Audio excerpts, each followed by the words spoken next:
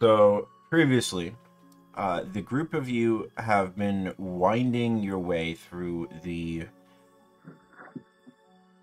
Verdant Locks, uh, which, to your surprise upon approach, was a uh, forest grown to gargantuan scale. Uh, every piece of flora and native fauna you've interacted with at this point seems to be some mega-sized variation of creatures and plants you would experience in other parts of Aquan. The path was incredibly precise in the way that it cut the way through what would be nearly impassable underbrush. A few days of wandering this path, twisting and turning, led you to a clearing which had a deep and clear lake in the center with a number of ruined structures of some sort. It was pouring rain as you approached. The statue guarding the front had markings in Druidic upon the base of it as identified by Siegfried.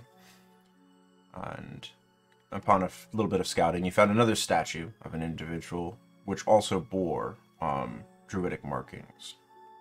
The ground here was all covered in a dense bed of somewhat springy moss, which was clearly grown over some type of gravel, rubble type of structure, which Siegfried recognized as the refuse pile that would be associated with mining, almost, where everything's been sort of chipped away with pickaxes and then carted out and thrown in a heap somewhere. Although it's been spread over the area, and then the moss had grown over it over time. Siegfried cast Daylight during the investigation of this second statue, and upon the light spreading throughout this open glade, the curtains of rain parted as the magic infused the space, pushing back to the edges of the forest around you, giving this small reprieve from the rain, which allowed what was previously thought to just be regular water plants to actually bloom into lotuses. These lotuses were of fantastic coloration, this incredibly deep purple, bordering on black.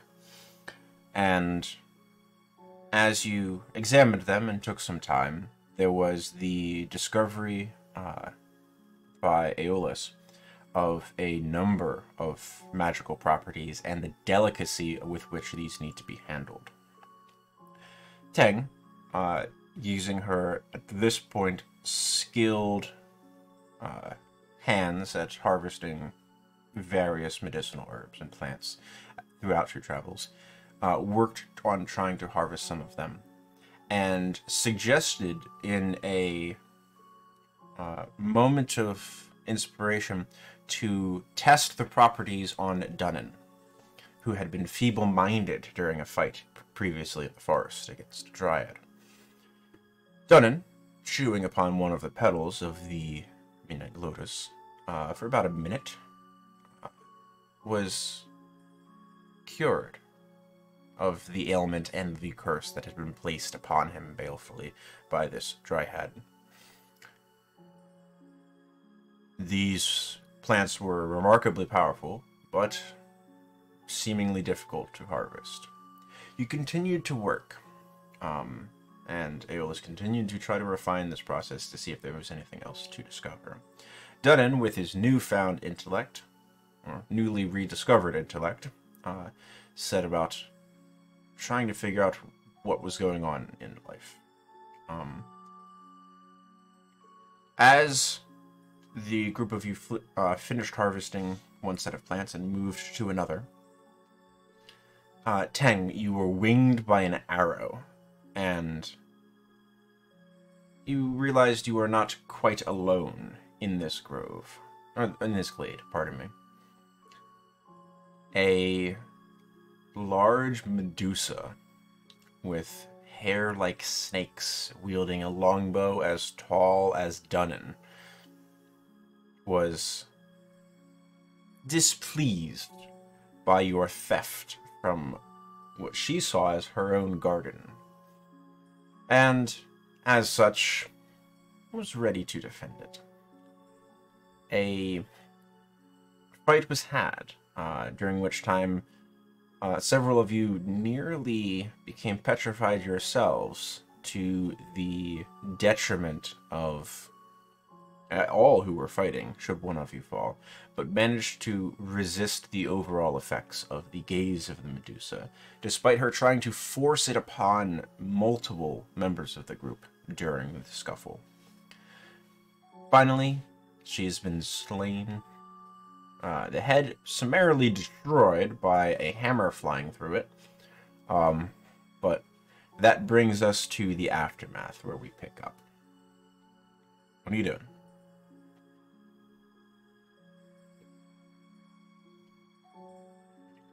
Is there anything that we can take? I know that the Medusa was using a sword and a bow and arrow. Yes. Is there anything else on her body? Make an investigation check for me. Yeah, would also inspect her body, like rings or jewelry, whatever. Okay. You can also make an investigation check, and that'll be the 2 checks on it. While they're doing that, I want to take some time to cast Prayer of Healing on everybody. And certainly, that's a 10-minute cast, right? Yep. Okay. 24, and Dunnan, your roll. Yeah. We also have the Big roll, Dunnan. Big roll. Nice. petals. Starting off strong. Right, so, Aeolus, she has a scimitar, which is sized for a large character. So you would need to wield it two-handed, and you would not have proficiency whilst wielding it. She additionally has a longbow, which is likewise sized appropriately for a large character. Once again, because a longbow is a two-handed weapon, you cannot wield this at all. And if you were to grow in size, you'd be wielding it at disadvantage, because people are not used to using weapons of this size and strength. Yeah, she has the 2 weapons that were appropriate for her. There's a number of rings that she has on her fingers, along with this very intricate necklace that seems to be made out of rough jewels that have been sort of wrapped and solidified in wire. And there's one chain that goes around the back of her neck, and then around the front, and then underneath that there's another one hanging down the front half, and it looks like this sort of cascade that goes all the way down her bodice, of just more loops hanging lower and lower and lower, and it's just a number of rough-hewn semi-precious stones. You gather probably sourced from the surrounding environment at some point, or by someone, or maybe from, as you realized later, the likely victims upon which all of you are treading underneath the sphagnum moss. You're not sure what it'd be worth as a single art piece, but it might be worth a little bit as far as the stones go.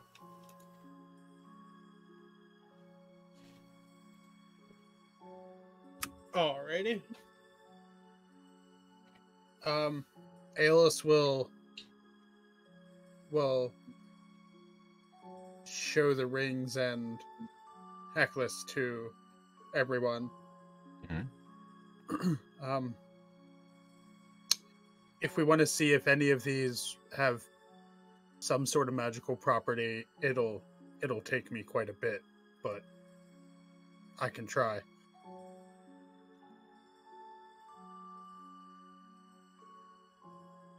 I believe in you. Well, we have no rush, and Danan is probably pretty preoccupied by looking at the corpse. Mm-hmm. I'm wondering if there is more than just her. Like more enemies. Yeah, more like Medusa? more guardians. I don't know. Make a perception check, just so I have a number as you're just sort of seeing her and then scanning the surrounding. Rolling hard. You're keeping an eye out. Well, we shouldn't linger too long. I think we have what we needed, right? And I look over at Tang. I nod. You The have building finished that- prayer of healing by this time. Everyone can pick up their 22 healing. The building that she came out of, is it like an actual building that we can go inside? No, there's not a proper structure. To the north edge of the clearing is a ruin. It looks like she might have come out of part of the forest when she became aware of your presence. Oh, okay. How much hit points do we get? 2d8? 22. 22.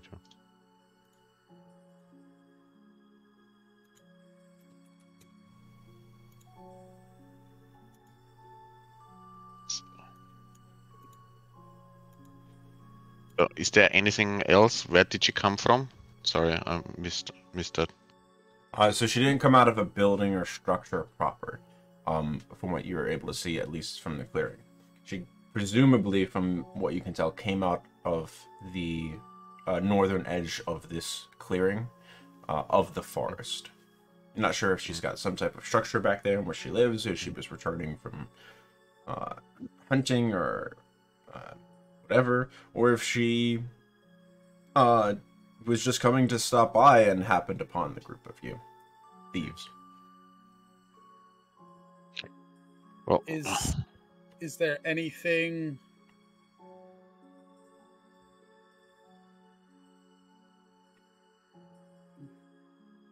trying to think of a better way to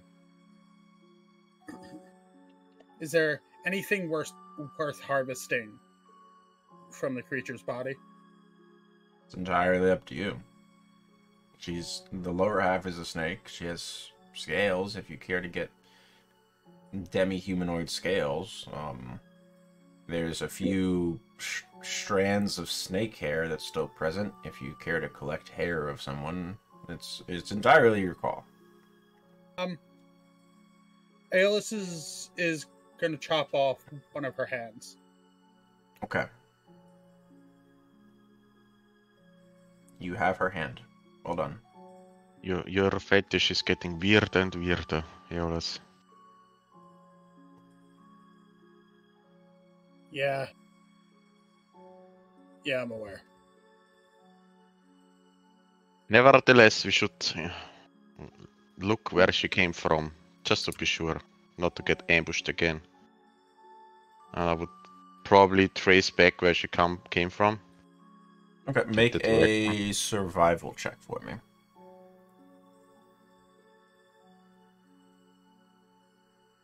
God, I'm getting better. Yeah, I mean, the rolls are going up, but the average is going down. Yep. You lose your trail about 5 to 10 feet into the line of trees. It's a very dense degree of undergrowth in this forest, and you would have thought you'd done it as you push in. She was pretty big. She probably leaves a pretty easy to follow trail, but it seems that she moved with a remarkable care to avoid leaving an obvious track. Martin's balls. No clue where she came from. Darn it. Right. So what now? And I look to the others.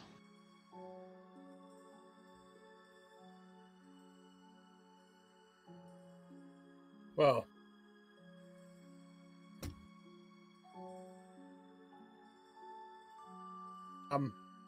what time of day is it?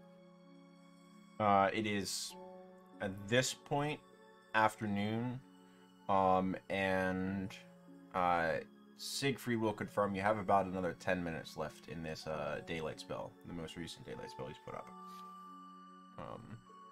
So you're close to evening, but you could probably get some miles underfoot if you care to, depending on which direction you're traveling.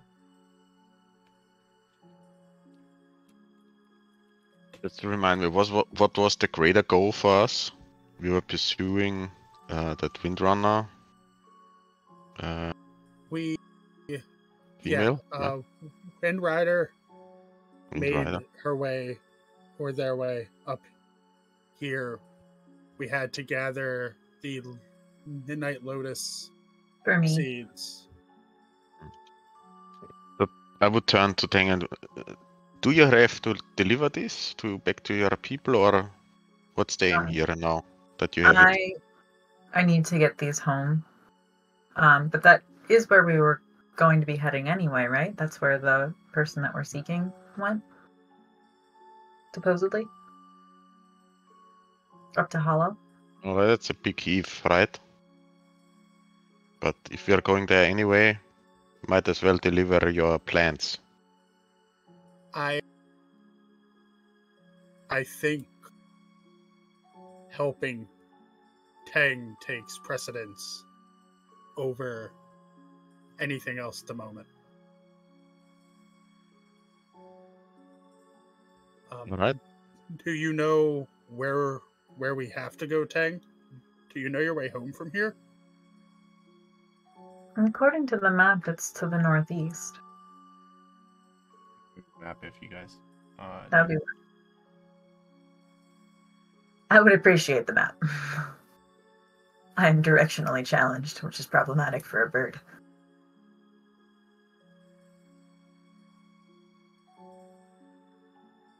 Should we be loading now? Mm-hmm. Yep.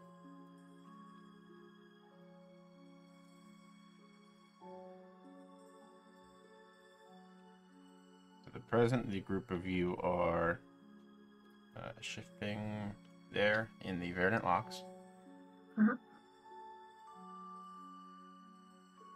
And we have to get to Hollow, which is to the north primarily and slightly east. Mm-hmm. So our best bet may be to follow the Lion's Tail River for a bit. Mm-hmm. Okay. Yeah. And Lion's Tail, from what you've gathered, there is a market that typically runs at the mouth of the Lion's Tail. Not really a market, a trading post, basically, at the Rumbakur. That some ships will come up the Lion's Tail all the way to the Kamatsi Lakes, but a lot of them will just use the sheltered bay at the head of the Lion's Tail to trade the eastern side of Quan with the western side, which you've had very little interaction with. And it's not any positive interaction. You found Goliaths that were slavers.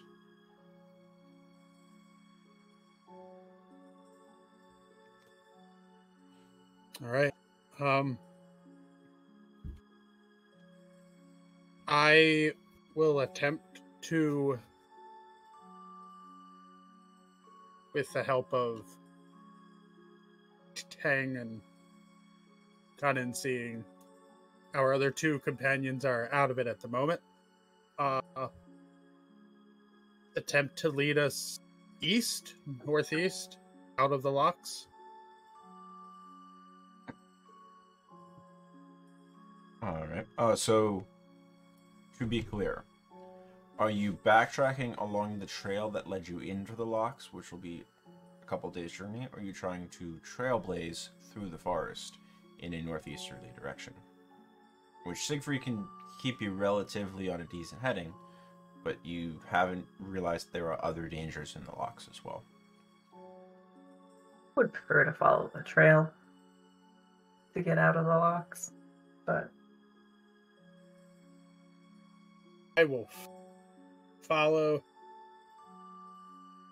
Hang, seeing as she has kept me alive Okay. quite a bit. I'd like each of you to roll me a d20, please.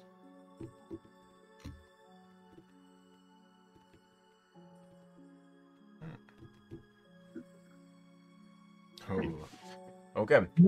Um, We gonna get fucked up. let me adjust my calendar. Let me get my dragon's Daedalus table. only rolls well outside of combat. Yep. Bring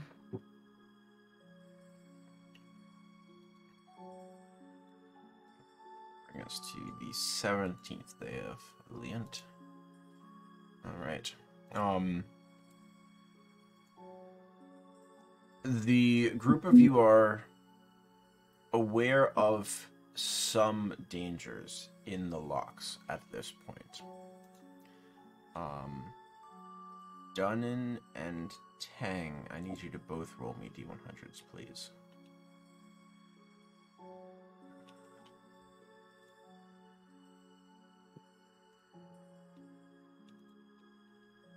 '66 and 63.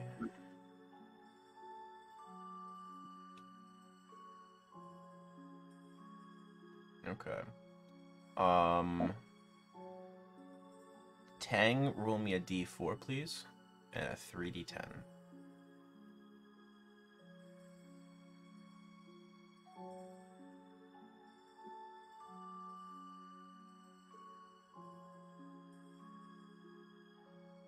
Okay. So during the travel out, good roll on the 3D10. Tang, your high perception and your literal bird's eye view that you take typically while traveling, you were able to spot a small clearing that you had missed previously about a dozen feet away from the trail. That has some crates in it. This happens on the second day of traveling along the path. It's a stash of supplies that you are able to virtually stumble upon. You realize if you were on the ground and didn't know about where this was, you would not have found it in the slightest. Some things are damaged. The crates have been waterlogged over time. But currently still in decent repair is 2 greater healing potions. That's the D4 that you rolled. And the equivalent of 23 days worth of rations for the group of you. If Aeolus, you could update that in the party loot. Yep. Decent number. Dunnan, what is your passive perception? 16. 16. Okay.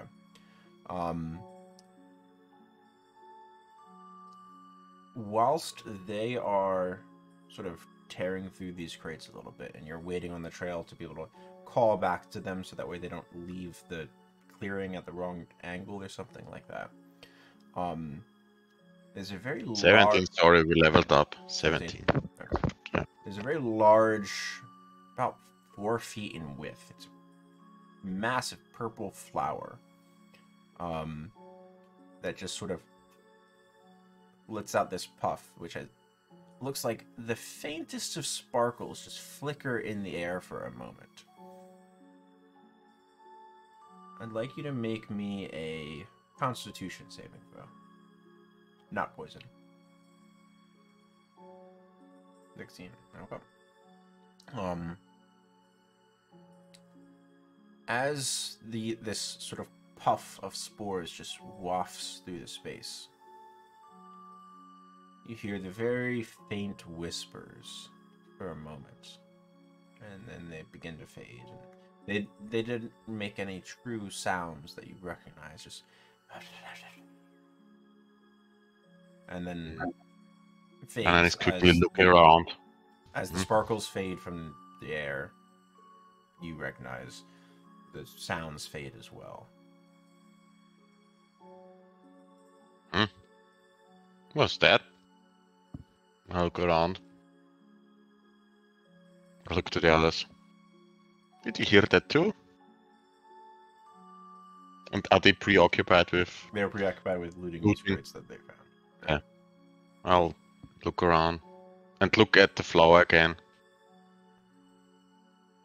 I cock my head. Squint my eyes. You can touch the flower. Yes. Alright, there's another puff of these spores. Make me a Constitution save with disadvantage. Yes.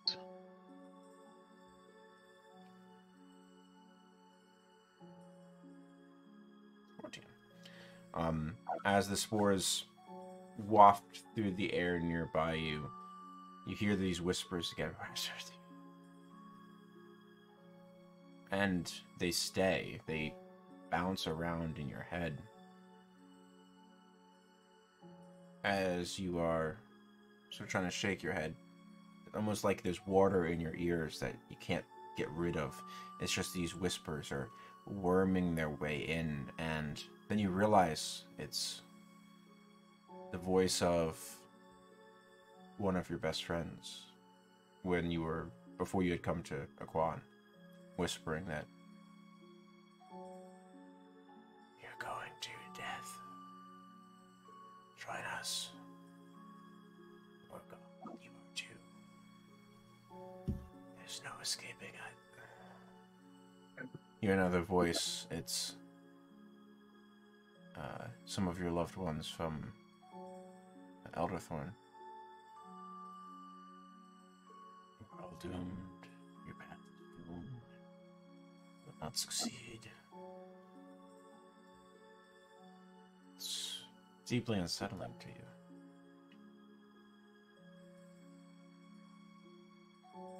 What do you do? Listen, what do you know about my path? I look around. We know all. Show yourself. We're here with you.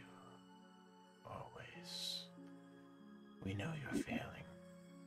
You've died once, you'll die again.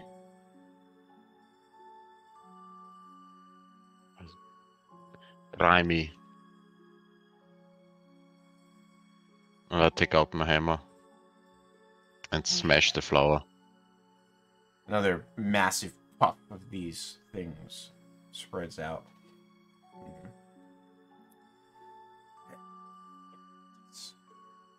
We are you, we are us. You are dead. You were dead once, you'll be dead again. There'll be no coming back next time. Singer, yeah.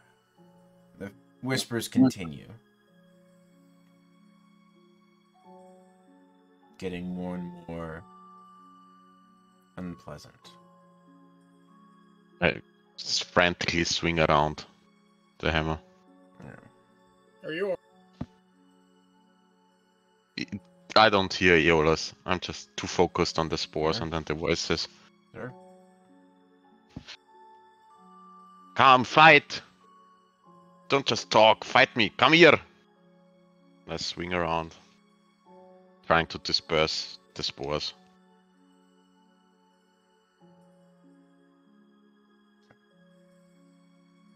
About 5 minutes of this wildness goes by before the voices start to fade again. First, from solid words into nothingness and sounds. A minute later, they fade entirely from your ears, leaving an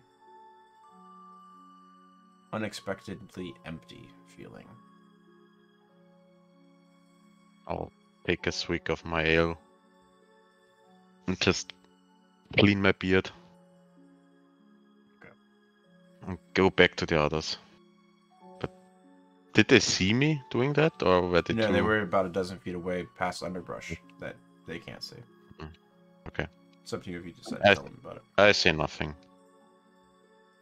You ready? Got everything? Hey, Olis, what's your passive? It is 22. And what's your passive investigation? 10 plus your bonus. It is 15. So your bonus for an investigation check would be +5. Oh. My investigation bonus is a plus 13. So 23. 23 Wonderful. words. Okay. That's the During intelligence bonus. during your collection between Cheng collecting these healing potions. Because both of those bonuses are sufficiently high, and where you come from, you recognize, half covered in a little bit of lichen that's growing along the side of these, some of these wooden crates. You recognize the scorched marks branding these crates as those of the Opulent Depths Mining Company. Well, isn't this interesting? And I'll brush away. It seems like they're everywhere, even in ancient groves. I mean, you're 2 days travel from the clearing that you were at. This happened along the journey out, not in Accolade. But yeah. On that note, all of you can long rest if you haven't already. Nice. So, take stock of that for what you will, Aeolus. But you've invested enough in the bonuses that you noticed that without needing to check for it.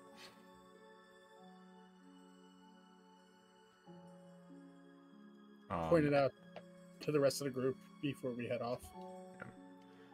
And Tang, also note to remove the petals from your inventory at this point.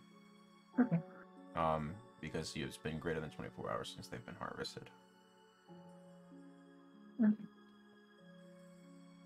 All right. So you have seeds. I believe you have 5 seeds? Yep, 5 seeds. I remember things. Right. The next few days fall away underfoot.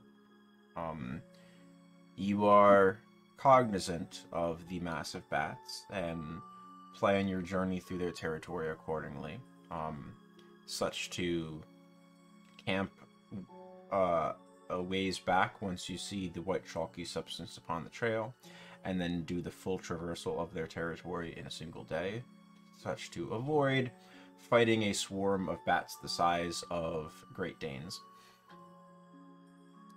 and then continue on your journey. You're careful of violet fungi that grow along the trails, and are being cognizant of being tracked or overhearing conversations. You've encountered much of the dangers here, and are able to deftly avoid most of them. A few days later, you do finally come back to the entrance through which you had traveled about a 10-day and a half previously, on the edge of... I'm going to actually leave it in the map for a moment. You might reload, because I touched the thing. On the edge of the forests of the Verdant Locks. The delineation between harsh grasslands and these massive towering pieces of flora is unsettling. But you have made it out in mostly one piece. And then during this traveling time would be focused very much inwards and would be very quiet, reflecting on what those voices said to him, and would sometimes mumble something. I don't know if the others would make out, but he would say something like, "I should have been dead long ago. It's a wonder that I'm still alive." And yeah, thinking about what those voices said to him messes a little bit with his head. And he refrains from drinking not all alcohol, but a little bit. So, very unusual. Reduces his intake. Yes. Okay. And he keeps to himself, mostly, at, I don't know, campfire, however you want to call it. I'll leave it up to the two of you if you decide that your characters notice and take note. Notice, say something. notice. Don't say anything. That's entirely up to y'all. Or don't notice. As you've made... Sorry, go ahead. Sorry. Over the our trip back, whenever we long rest, I'd like to ritually try to identify everything we pulled off to see if any of it's magical. Any of the rings, the necklace, the scimitar, and the longbow.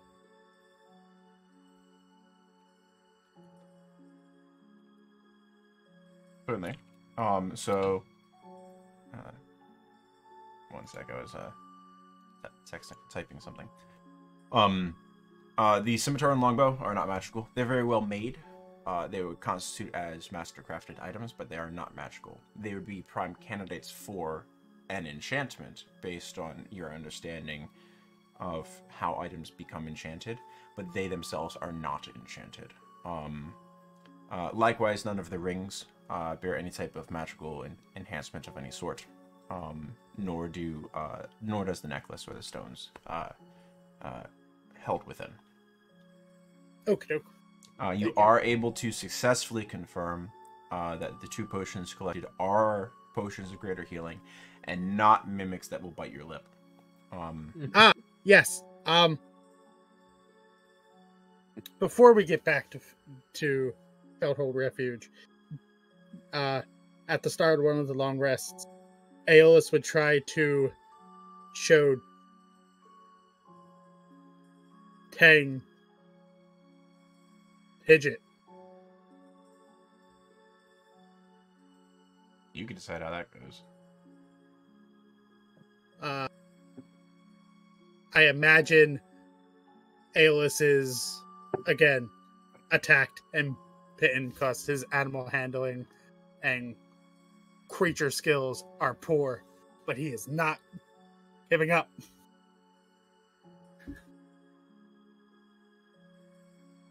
So do I witness a thing? I don't. I know that you have a pet mimic out of character, but I have no idea what it looks like. As Aeolus opens a crate that he's been carrying, it's not very large as far as crates go. It's maybe about a foot long and like 6 by 6. Looks like a very boxy sort of scroll case at most. Sorry, I was trying to get my travel time. As he opens this, there's this sort of rattling around inside, and then solid. As he opens it up, and you see, he has currently held in this case what appears to be a mundane healing potion, basic level, and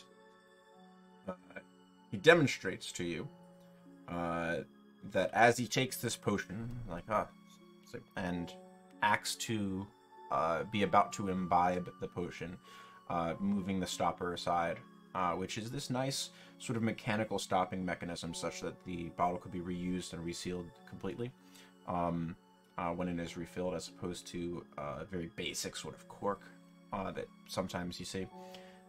This vessel's clearly been made with some degree of craft and appreciation.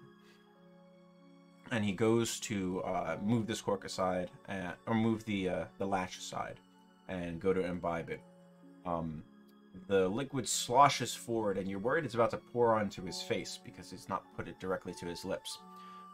Only to see the stopper itself and latch animate slightly and make a lunge and reach towards and bite the edge of his chin where his jawbone is and take a chunk of flesh out of it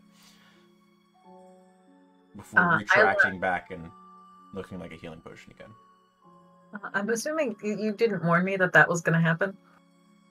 Oh no, nope, I did not. I let out a screech and jump up into a tree, fluffed up to the max. Great. You scared thing. Head up next time, maybe. I mean, we know you have your weird hobbies, Aeolus, but and I point to the mimic. That is too scary to keep around. Why do you have that? But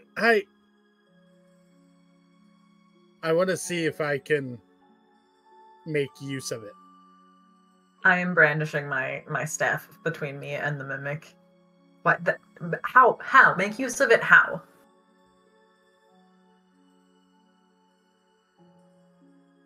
I want to try to train it. Train a mimic? I knew you were dense, but not that dense. But you wanna try to kiss you, right, or what? I want to train it so that I can leave it at my house. So if anyone tries to break in again. As a watchdog or what? Yeah. I just look at him at disbelief and look at Tang and just shake my head and make that like hand motion in front of my eyes, like he's he's losing it. I acknowledge the hand motion done in me and tell Aeolus that he's crazy. You can't train mimics. It's more likely to eat you when you come home. Or kiss you to death when you are sleeping.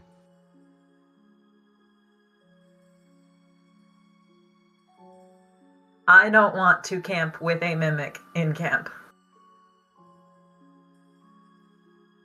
I mean, it has been locked away in this obsidian case.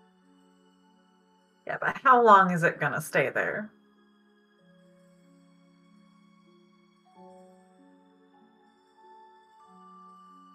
Well, when it becomes a problem, I'll deal with it. By doing what? Getting eaten?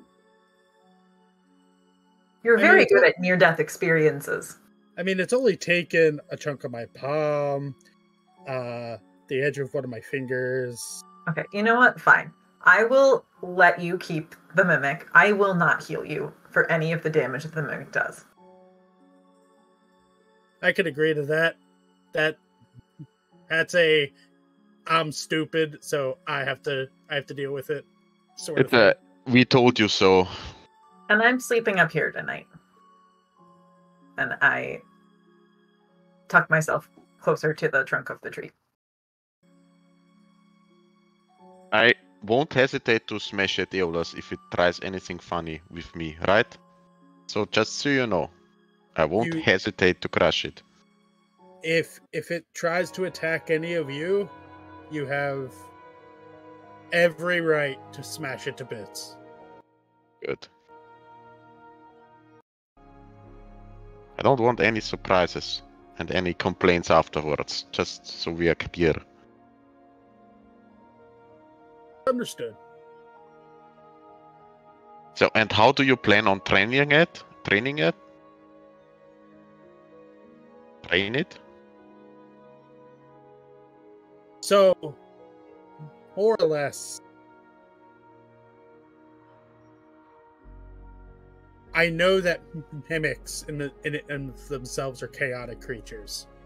They don't really follow instruction. But a mimic's primary function is to sit and wait for its prey to try to pick it up and quaff it or try to open it. Whenever we leave town for an extended time, I will let the necessary individuals know that the bloody mad dog's abode is currently being protected and it is dangerous to go inside. I will let Storm Surge and help it know of what lies inside, and then just put the potion bottle inside.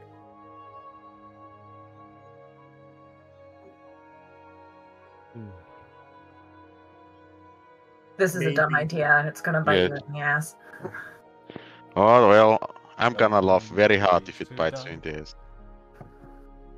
Probably.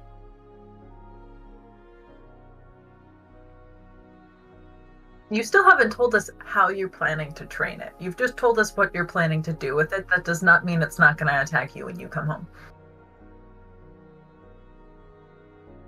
It's like letting a wild dog protect your house.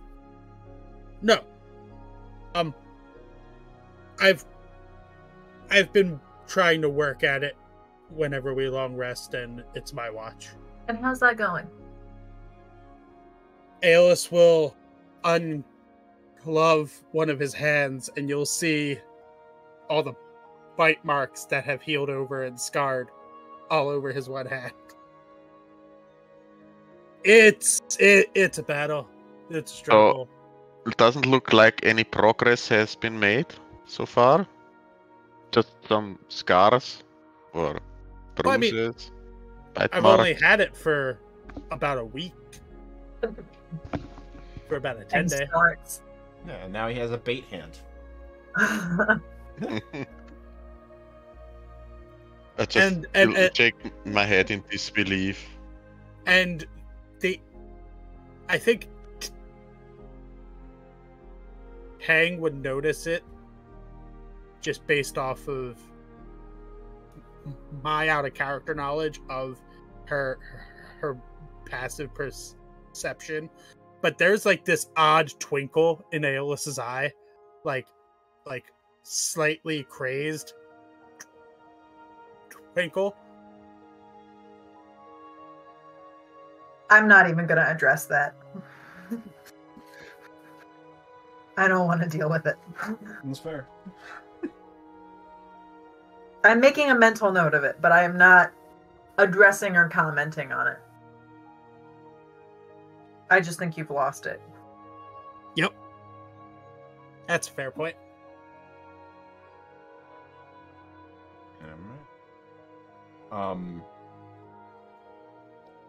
Travel from the Verdant Locks to the Lion's Tail River and then up the river is not a short trek. As you were informed when you were at Fellhold Refuge, the ships that normally come to the refuge have already stopped for the season, pending the oncoming winter. Winter comes on quick in these northern reaches of Aquan, and as such, the risk of getting stranded in the Kamatsi Lakes and Fellhold is too high for merchant ships to take, so they stop going quite early. As such, you are on foot for the Lion's Tail, passing along, following roughly along the path of it, keeping it to one side, and finding a safe spot to ford the river. It will be 17 days of travel to traverse the Lion's Tail to its mouth, at which point you can turn due east and make to Hollow. Your other option is to try to trailblaze to Hollow through territory you know not. If you go to Rafa Bakor, there's a chance you could try to catch up with Windrider, or confirm her direction after Rafa Bakor, which you are not sure about. Or do you wish to proceed directly to Hollow? We have enough supplies for that 17-day. You just got 23 days worth of rations. Okay, for everybody, 23. Yeah. Yep. Or in total. Oh, Yeah. okay. Yeah, whenever I hand out rations, it's always a party ration. Yeah, we currently have 35 days of rations. Now, based on Siegfried's mapping ability, should you go to Rafa Bakor and then turn due east to Hollow, as long as the terrain is decent, from Rafa Bakor to Hollow, you suspect you'll be able to make that journey roughly in maybe 6 to 7 days. Now, if the terrain is worse, probably 12 to 13. So, based on Siegfried's estimation, you're looking at anywhere between 23 to 30 days worth of travel. Taking the longer route to Rafa Bakor, but there's a chance you could maybe catch up with Windrider. Or you could try to go directly to Hollow and risk missing Windrider. What is the group's decision?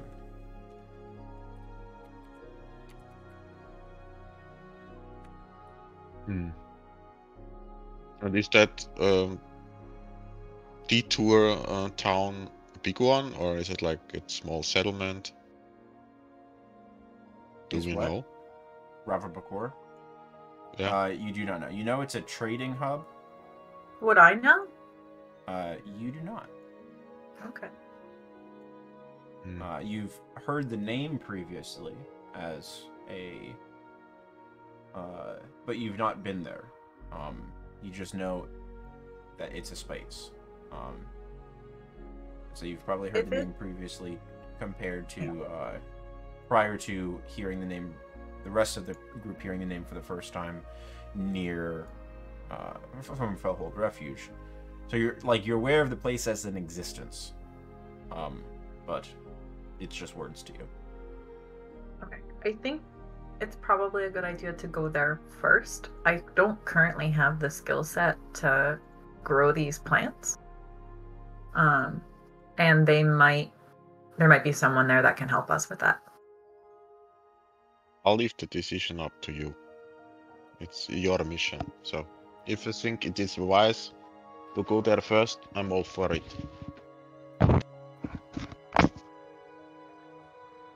Hey, you, Iolas? I look at Iolas. It wouldn't hurt to make a pit stop on the way over to Hollow. I agree fully with what Tang's assessment is that there may be someone there that can help us. But we should also be careful of mentioning that we have these items. Mm-hmm. Apparently. Okay.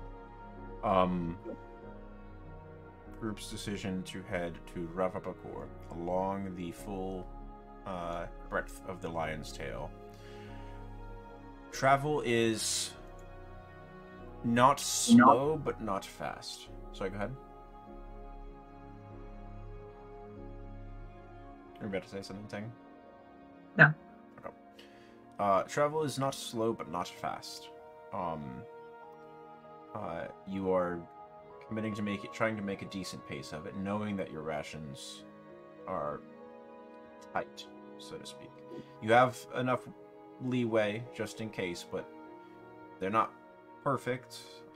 Although some of you do have magic to be able to help solve this problem should a terrible need arise. Does anyone have anything with which they choose to partake during the first half of the Lion's Tail journey? First 9 or so days. I'm going to continue trying to make more healing kits. Certainly. Go ahead and make me you make me 9 days worth of rolls. Okay. So that's. I just have to open it up 1 second.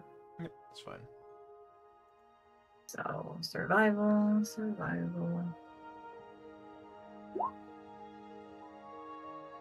Nope. Yes. Yes. And then herbalism. Yes. There you go. So that's 4 checks so far. Yep. Yes. Yes. Yes. Yes. Why am I critting so much? I don't know. How many charges do you currently have of healing kits? Right now I have 6 healing kits. Okay. 6 healing. Pull up your sheet. Each of them has 10 charges. Correct. 1 second. Opening your character sheet, and my game wants to load very slowly. I have like multiple windows open. Okay. So, you have 6 kits, and you have 2 uses remaining on your current kit, right? Yep. Alright. So, I'm rolling those 2 current uses of your kit into that which you've now succeeded on. The double crit run. The 25 and then the 29. Yeah, you get 15 charges on that. You had a very lucky series of days in a row. So you have 17 charges on your current kit, representing the fact that you got a double crit. Oh, thank you. Great. And then I still get the one other new one that I had created. Correct, yes. So, yeah. So add 1 to your current number of untouched kits, as a regular kit, and then we've just rolled the 10 into your current, the 15 into your current one. Okay, and then I'm gonna roll another survival check because I had already collected the supplies using the survival kits. Okay, so From you have 2 rolls left, so you have the chance to, if you succeed on both of them, have 1 more kit. Right? Oh, no, I can make 1 survival check to combine those 2, because you have to do 2 survival checks and 1 herbalism kit check. So I have the ability to complete another kit and then collect 1 of the 2 sets of supplies for another kit. Got it. Okay, go ahead. Success there, and then that's there. Okay, so you're one survival check into your next kit, correct? Yeah. Yep. And I'm tracking that in my inventory. I have healer's kit supplies. Oh, that's fine. Yeah. Perfect. So, Great. So that means you currently have 8. Is it 7 or 8 kits, not counting that double crit one?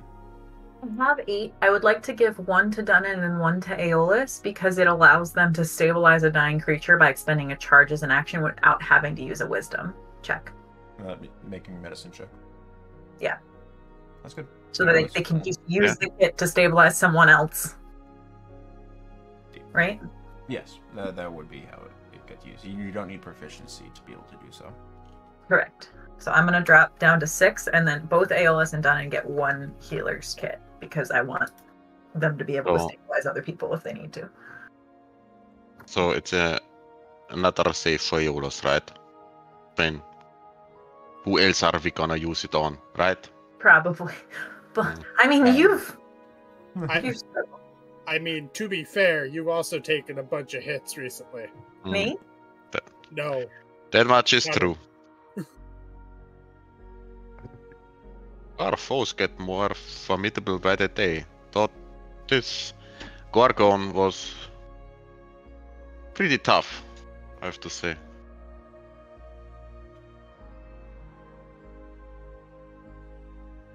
But good thing to keep holding on to. Thank you very much, Teng. I know. Alright, so that's your actions during those 9 days. Aeolus, done anything you have in particular during those 9 days?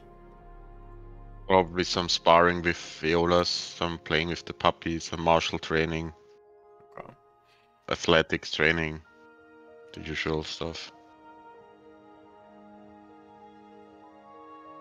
The only thing Aeolus is going to do is he's going to drop the infusion on his shield and swap it to his armor. Noted. Okay. And I will let Siegfried know that it is just a regular shield now, and if he wants to, I'll take it back. Alright. So his shield is a +1 now? Yes.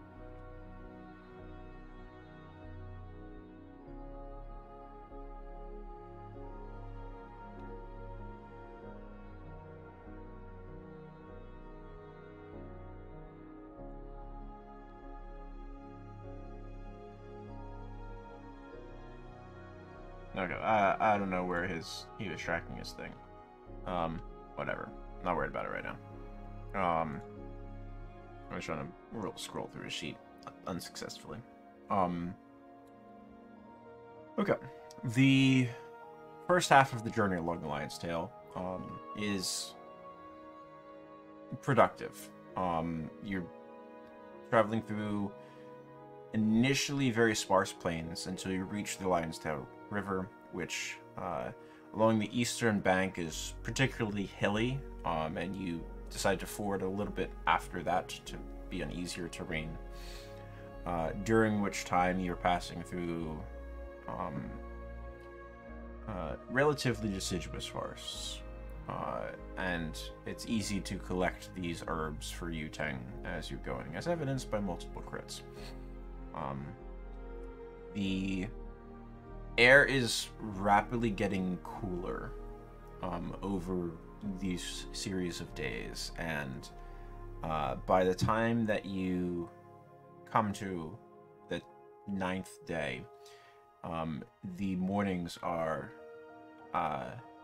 marred by frosts upon the ground, which, by your estimations, you are still, it would still be some degree of very late summer into early autumn for Elderthorn, but it's getting cold overnights.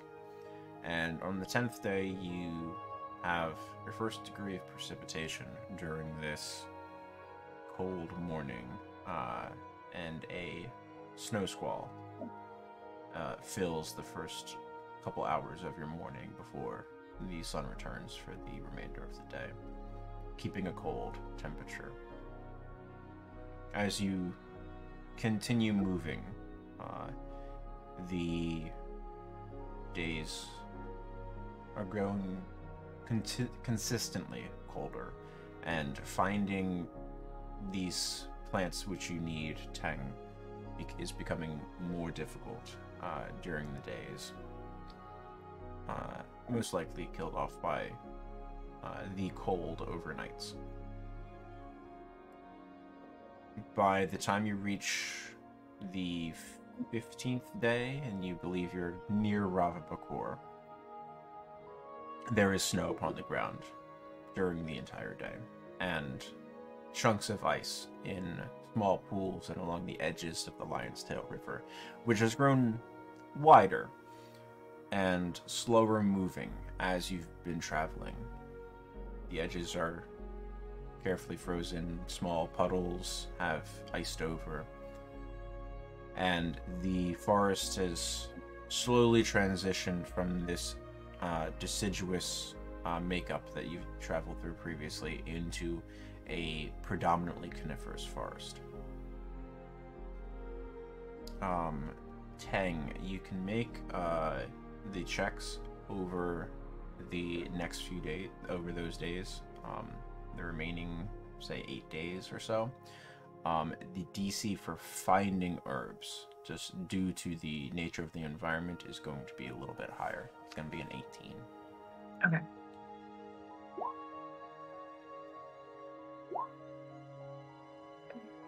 So, I'm going to focus on just collecting the herbs. noted. Okay. So I've got one more.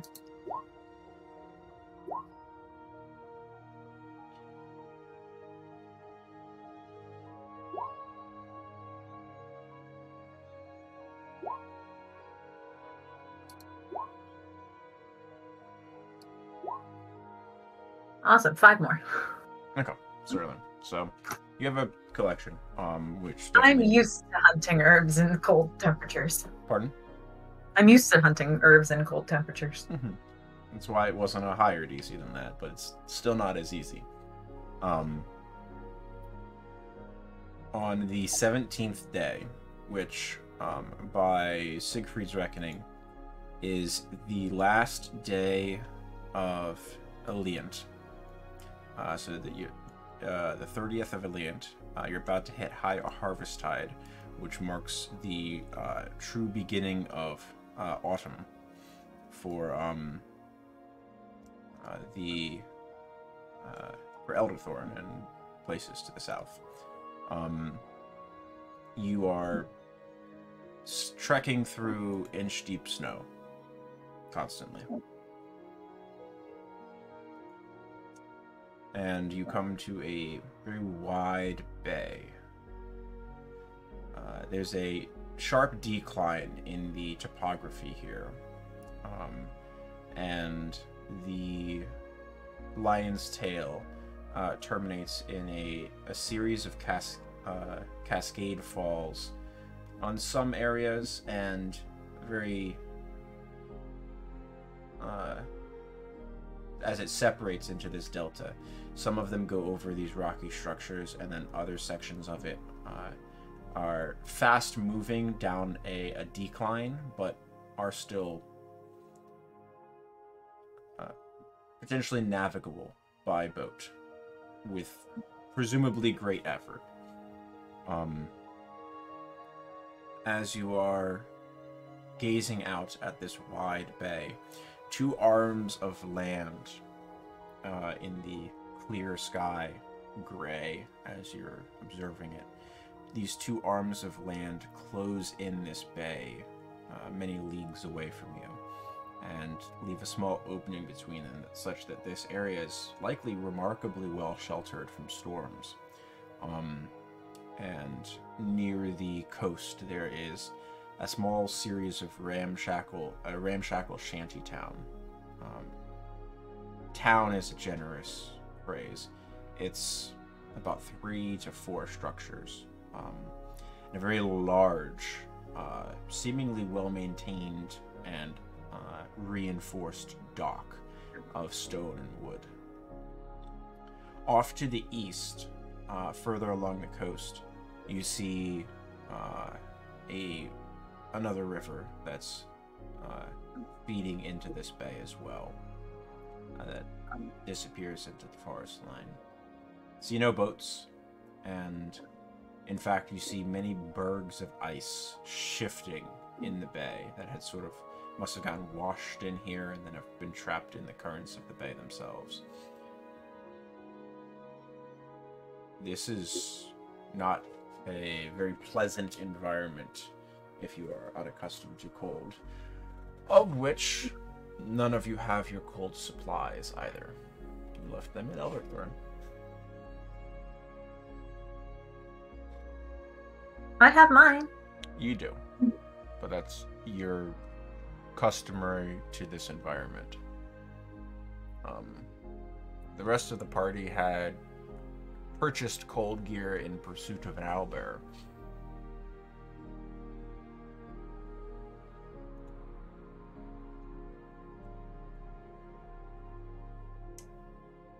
The environment is yours. Where would you like to go? It's fucking freezing. I'll drink some of the elderflower spirit that I have and hand it over to Aeolus. Want some? Yeah. I'll give it over. How long does it take until we reach our destination? Been traveling for a while now.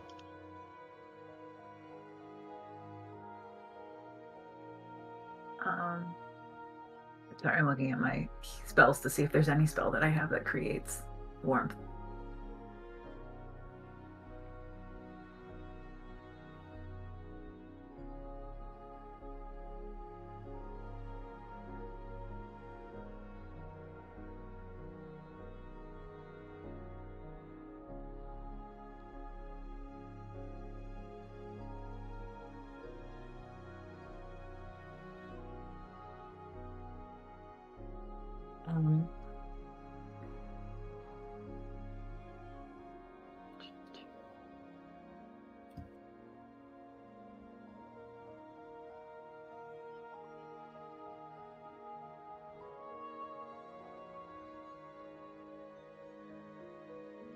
Sorry, Spencer. Yeah. So what's currently around us within walking distance? Is there any shelter? There's the small shantytown, which has about 3 to 4 buildings based on your appearance. Make a perception check for me. Yeah. The banks of this bay are pretty wide. It looks like the nearest trees to the bay themselves don't grow or don't grow anywhere near as tall, likely because of the cold wind that whips across the bay or ice flows during the particularly colder parts of the year. You're not quite sure, but so the nearest about 400 feet is very sparse trees that are quite small. You have no idea how young or old they are, but the height of the forest dwarfs quite quickly as it approaches the water's edge, and then after that is just tough grasses and harsh plants that can survive in this environment, all of which is already coated in a layer of snow. And it's upon this stretch, just outside of the tree line that you see off to the side this small shanty town of a few structures. And with that perception check, you do see a very thin trail of smoke coming up from one of the buildings. Presumably the only indication of habitation which you find later in the day. It's maybe an hour before evening. Shall we make our way down there? It's better to just push through and hope that they're able to offer housing or something that will provide us warmth.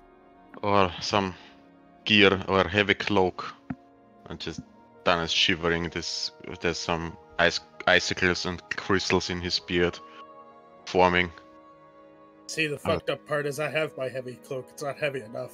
Can I give my capelet to Dunnan? Pardon? My capelet that I had made for me. Can I give it to Dunnan? Certainly. Oh, that's very kind. But aren't you freezing then? I fluff myself up more. This is Convenient. where I'm from. Ugh. Actually, a little bit warm for her. Mm-hmm. Not for me. Ugh. Let's just go there. I could go for some warm meal and a nice bath and some fire, and I cross my fingers. Hopefully they have something like that. If there was ever a time to miss Willem, now is the time. Oh boy, don't even know how that little fucker looks. Can't remember. He's been gone so long. You make your way to the structure that has the thin trail of smoke going up from it. What appeared to be fairly ramshackle from the exterior, you realize there is a solid structure beneath, and layers upon layers have been of planks and cuts of wood seemingly have been re-added over time to the edges of these structures in a hodgepodge fashion, such that it creates void spaces between the wood, such to try to help insulate these buildings. And it gives a very unpleasant outward appearance, but you suspect it probably works to the appropriate effect. And as you approach the door, you don't see any windows to this structure. It's about 20 feet by 30 feet, and it is two-storied. It's the only one that is two-storied. You give a good rasp on the door, which sounds hollow and solid at the same time, like you're hitting different chunks as you knock and move your hand slightly. Hold on, you hear from the far side, and a series of latches get undone. Opening the door is a grizzled-looking dwarven gentleman. He has long, green-dyed hair that makes you think of somewhere between damp seaweed and wet moss. That's been really tightly curled and as almost to the point that it can stand on in a tuft that sort of is pushed and pulled back from his head that gives him almost a mane-like appearance, framing his head. His skin is very rough looking and extremely pale. He stands about 3.5 feet tall. Not terribly tall for a dwarf, rather on the short side. Has a round face, and the beard is colored of a similar design, although it's slightly darker, and is braided as opposed to left loose and cut into a nice squared shape at the end of the beard as opposed to left. As he finally swings the door. What are you? Why are... Come in! You're cold, that's for sure. As he takes a few steps out of the way, you see he's working with quite a heavy limp. As he... letting my heat out. You shuffle inside. He waits until you all sort of cleared the doorway before closing this door, which you see is about a foot thick itself, and it swings back into place. And he places these hinges bars back onto these hinges, and you heard the shackling sound, such that there's not just locks. It appears that he has a mechanism to lock the hinges in place to functionally make the door part of the wall, should he desire, such that it's secured on both sides. And wherever you want to sit's fine. Name is Gammon. Gammon Mudbuilt. What a... I know what and say. Done and fire here. Did you get left behind? Didn't see you before. Sorry about that.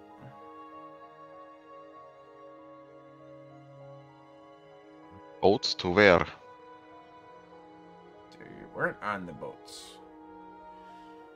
Nah, we came from down south. Why? Trading's done for the year.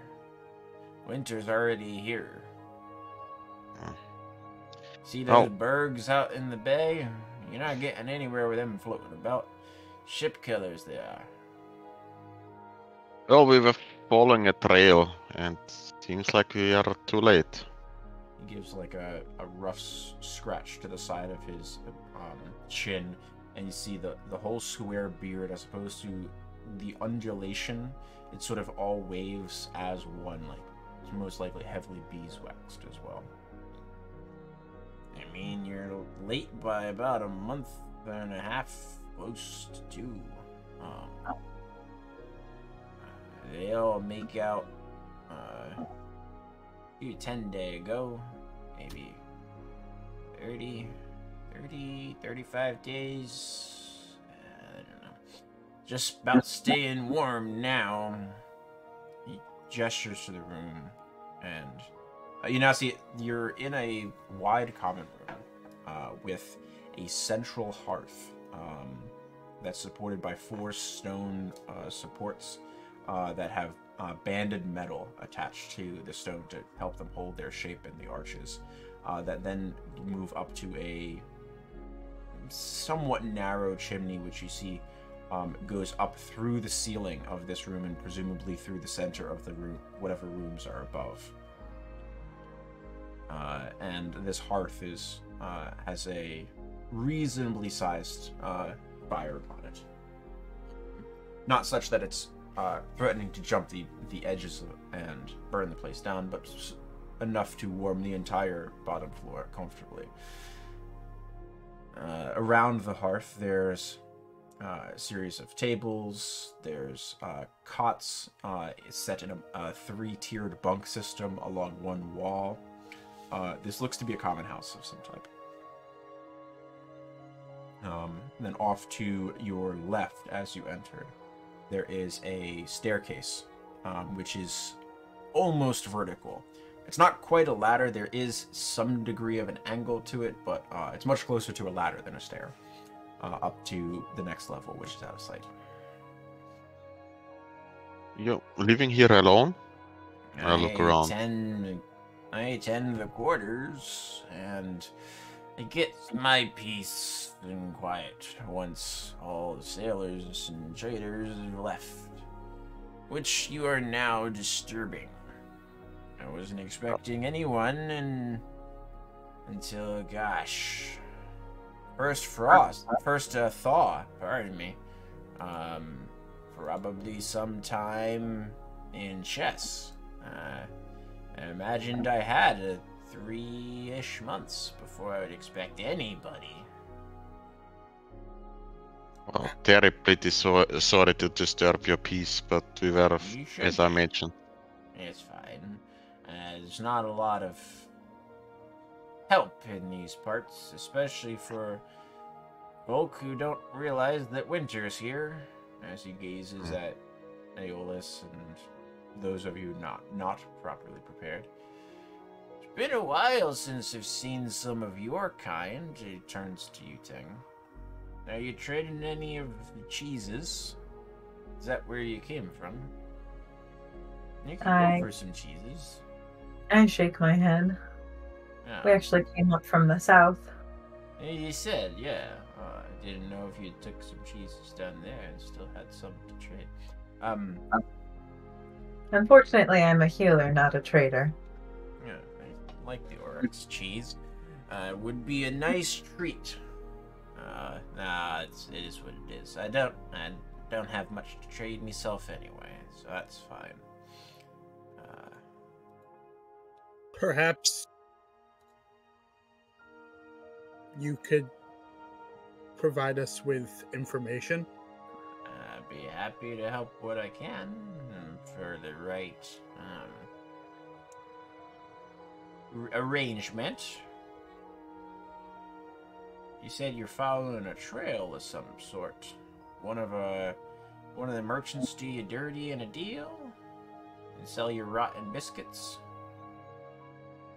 Get I look few over it. unpleasant worm castles in your meals. I'll look over at the others and nod and say, I'll let you handle that. I motion. We're actually following a colleague of mine, an elven woman. Yeah, a few elves through here. Some women. Often some elf women. How it works. What be her name? Windrider. Windrider.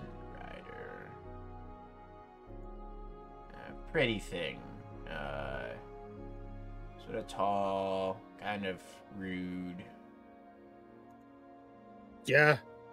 That's like you, she you open lost. her mouth, and then you just feel like she's doing her best to try to piss off everybody. Yep. That sounds familiar. Yeah. Don't know her. That's unfortunate. Yeah, and mighty unfortunate. So you don't have any cheeses?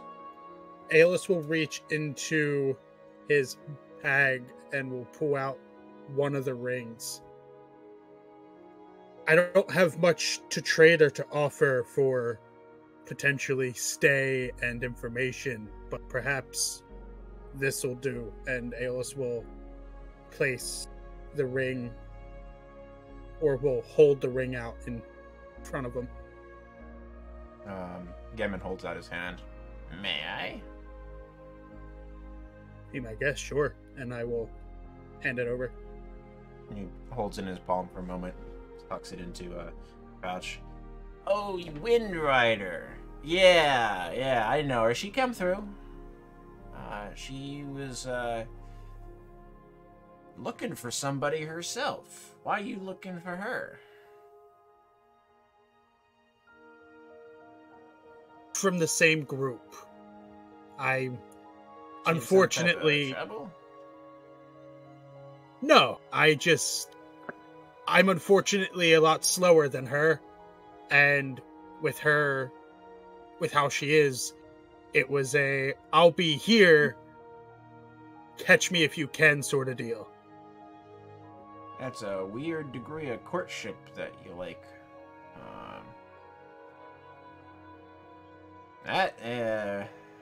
that's what you're into, go for it.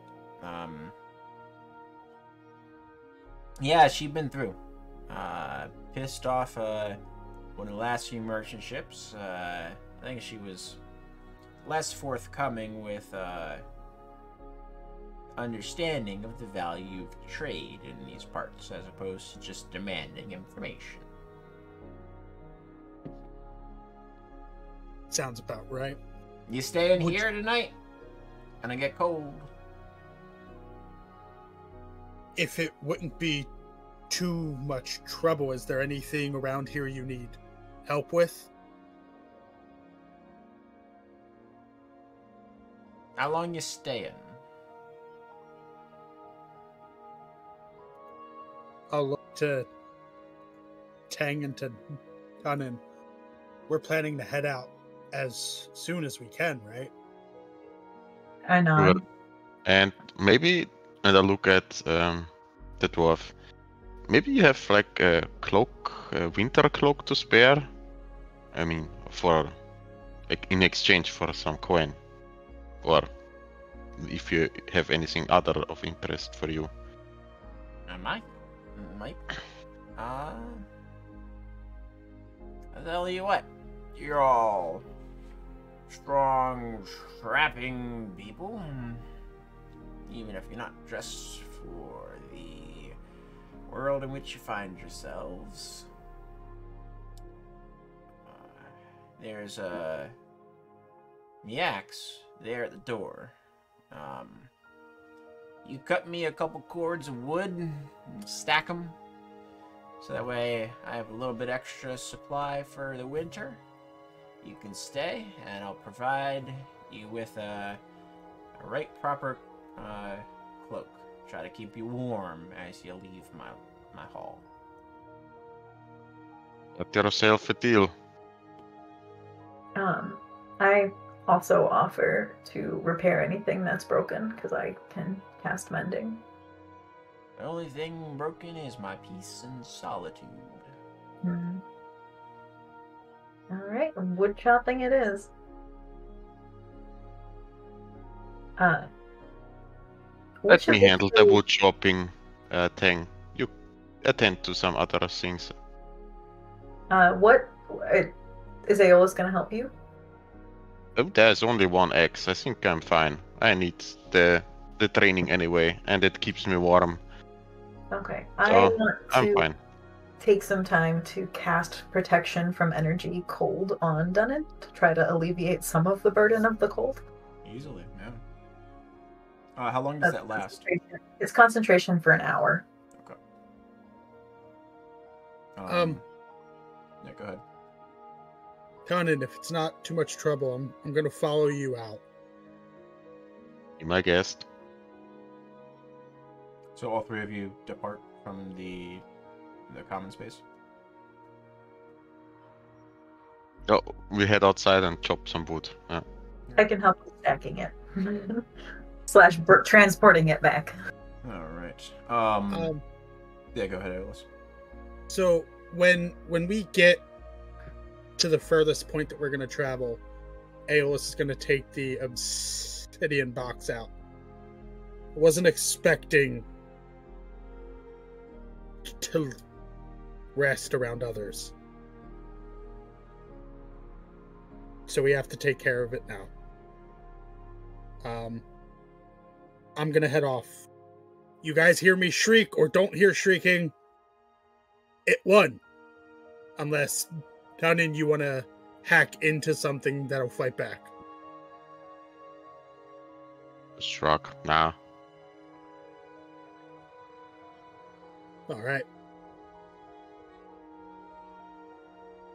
And I will take Tidget out to pasture of ice and men. Hopefully. Hopefully it doesn't turn the other way around. Okay, what are you doing to do? I am going to kill it. The old Yeller treatment? Yep.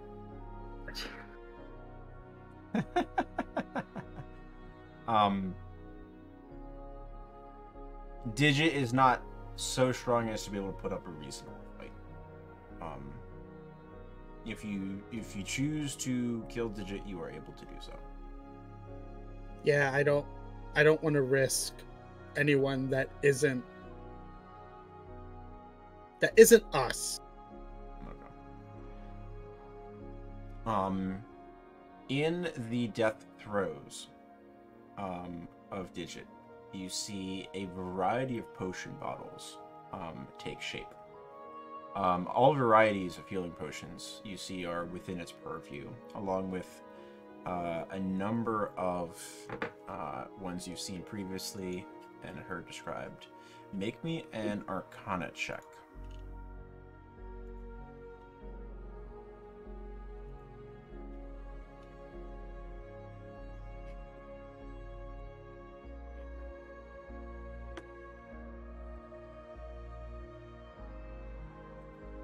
That's a big old 6.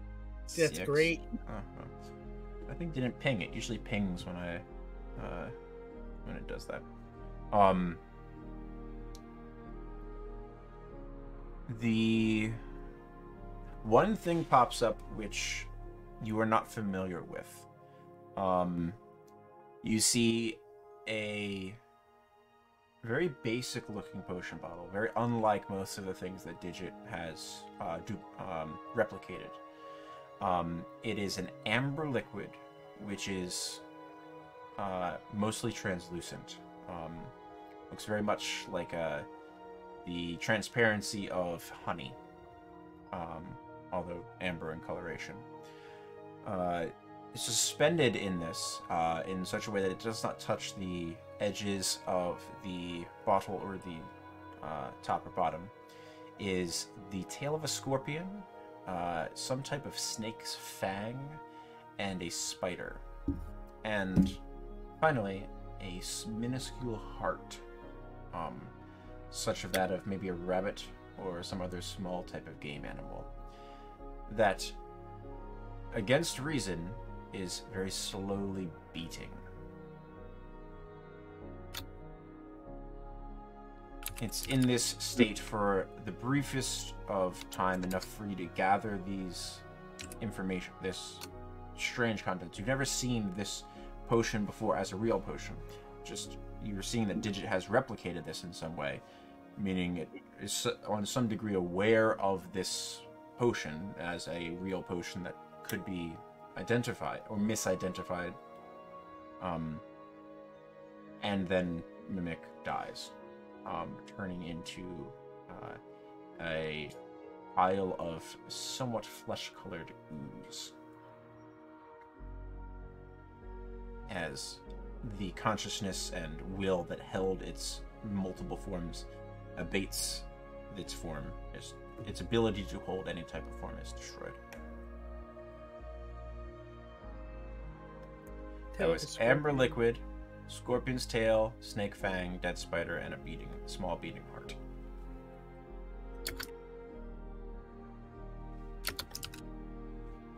Okay.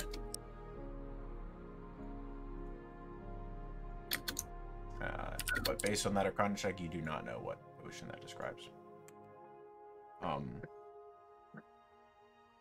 Dunnan, with the help of Tang, you do not have to roll Constitution saves against exhaustion because of the cold. Tang, provided that you were... Sorry, go ahead. Athletics rolls for how many or how fast we chop wood? No, you're good. Okay. The only thing was going to be checks against exhaustion, which Tang has abated. How many times can you cast protection from energy, Tang? It is 3rd level spell, right? It is a 3rd level spell, so I can cast it 3 times and cast it once at the 4th level. Or sorry, it is a 3rd level spell, so I can cast it up to 3 times at the 3rd level, and then 3 times at the 4th level. Okay, 1 time at 5th level. So if I want to, you presumably have up to 7 hours of casts. That's sufficient. To be able to cut 2 full cords of wood, as per Gammon's request, it does take you long into the evening, Dunnan. A good 6 hours worth of work. But with Teng's aid, you are able to do so. Teng, you can roll for it. Make me a Constitution save. This is not against cold. Alright. So Teng, you do not gain a level of exhaustion working this late into the night after the evening. Done in because you are exerting significant physical effort over this time. You will start the next day, still completing a long rest, but you will start the next day with a level of exhaustion. Should it come up in any type of way. Which is just an ability check disadvantage, but you are physically exerting yourself for a significant number of hours in unpleasant conditions into the evening. So. I want to offer him one of my potions of vitality. Just to have. If you decide to take it, great. If not, that's also fine. It removes any exhaustion you're suffering. You can hold on to it for a better time. Yeah, in emergency cases, it's good to have. Okay. So thank you very much. Add it to your inventory. Potion of vitality, you said, right? Yep. Yeah, I had bought 2. So. The group of you do eventually complete the cords of wood, and the group of you are able to return to the common house and rest for the evening. Let's take our mid-session break here. Sure.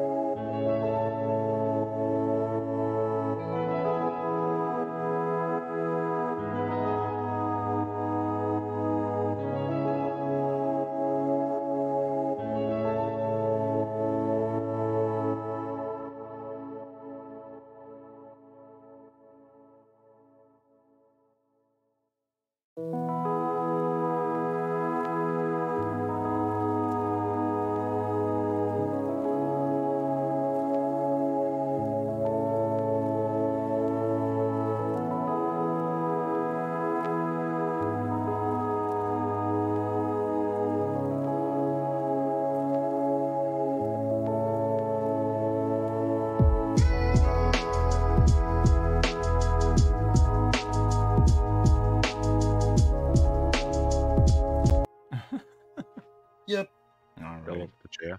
So, anything that evening before the group of you settle in for the long rest, besides what's already been said? Nope.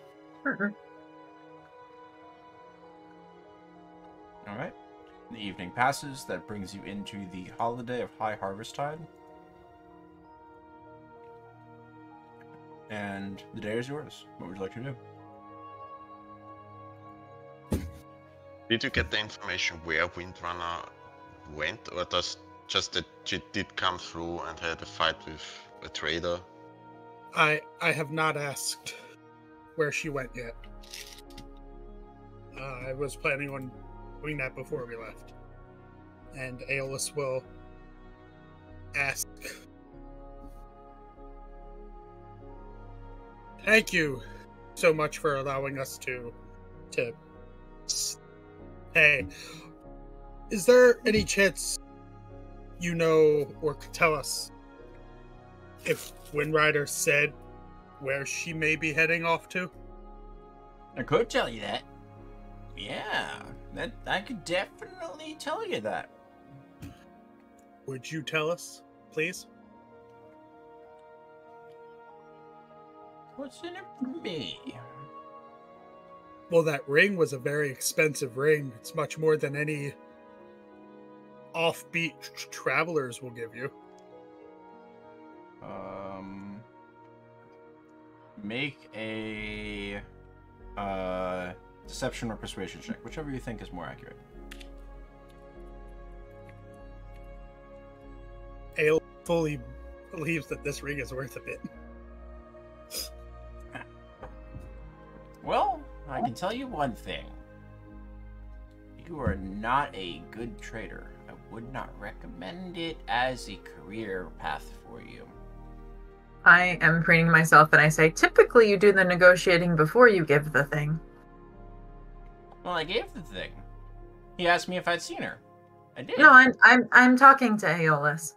Ah. He already gave you the ring and now he's asking for more. This is why I handle creatures, not people. People are creatures. What else you got, young man? I'm gonna stretch and say, well, we will have to come back through here after we make it to Hollow. I could bring you back some Auroch cheese. That's a decent promise. Doesn't do much for me right now. I am happy to leave you a message so that if other traders come through with Auroch cheese, they'd be able to give you some. I am not... I'm fairly well known in Hollow, and I would take on the debt of whatever they give you. Make a persuasion check.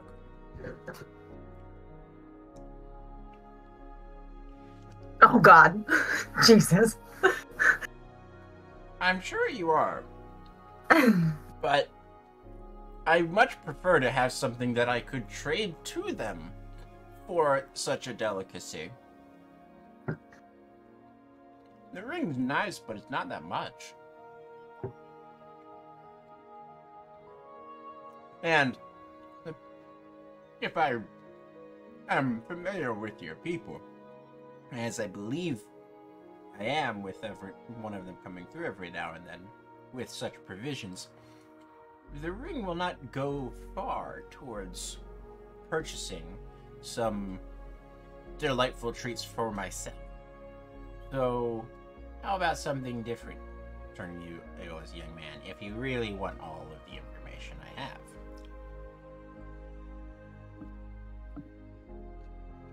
But if you're talking, we can't hear you.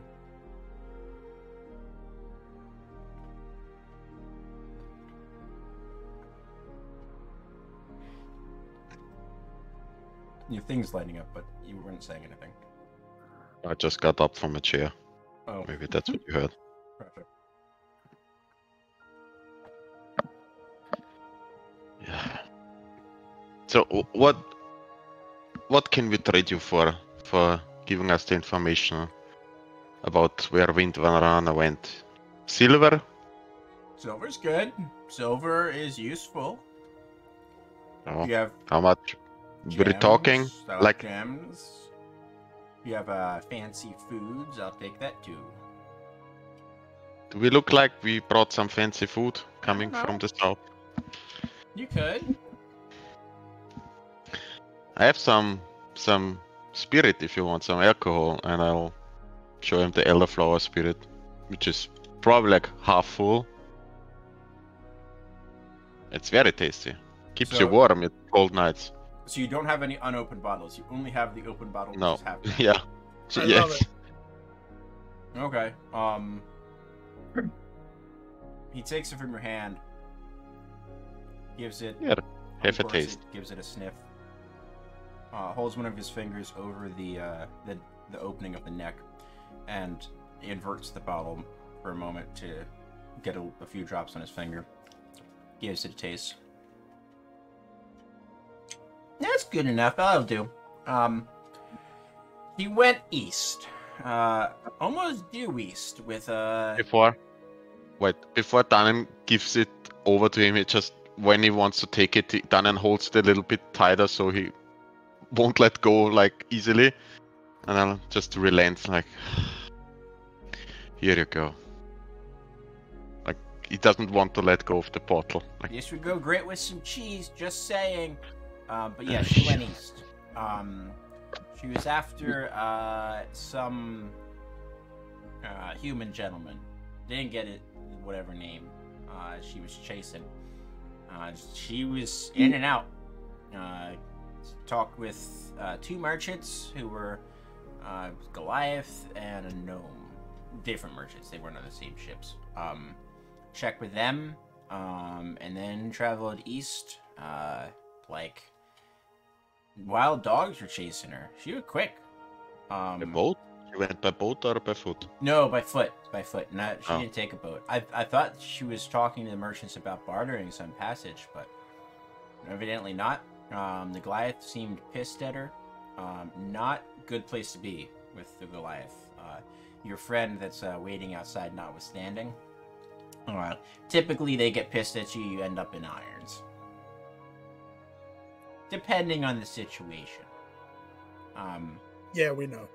But yeah, no, she went due east, overland. She followed the mouth of the river, that other river, not the southern one, the Lion's Tail, the other one. She got on the north side of that, and then off she went. She was in and out in only a matter of hours. That was a while back, but that was the last time I've seen her. Would she be traveling to Hollow then? I don't Or is that different direction? I mean, it's east and then north, right? I don't know. I know what Hollow is, but I've never been shown there myself. Any of the times that your kinfolk nods his head towards Tang come through, they're mum about specific locations. If there's a lot to the east, I know there's a mountain range that way too. You can see it just barely on the clear days at dawn. You can still get this sort of jagged shadow of the peaks, just barely.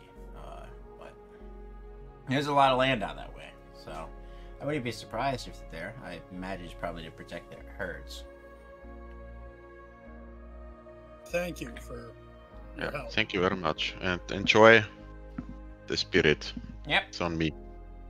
No, it's mine now. Yeah, true. And you see a little tear, down and tear up a little bit. All right. Thank you. Did he give us the cloaks like he promised? He gave you the cloak that he promised. The cloak. Oh. He promised a cloak. Well, I think we are going eastwards then, right? And I look to the others. Go. Will you be fine, Aeolus? I mean, Aeolus, we can give Aeolus my cloak. My cloak. Ah. I Okay. have a heavy coat in Aeolus's terms of heavy. That plus my capelet should be sufficient, I hope. I'm okay with my normal clothes and my for like the clothes I got swept away in the storm and my fluffy feathers. Spencer, I just add heavy winter cloak to my inventory just so That's fine. I know. Yeah. All right. So thank you again for your hospitality and for letting us rest overnight here. Guess we're off then. Take And care. Bye-bye. We stack the wood outside, so you can go back to your peace and solitude. Don't hurry back. Hurry. Sure, thank you.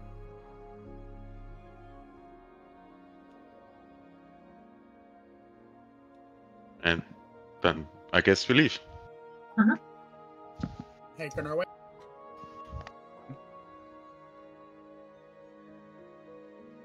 You cut in and out there.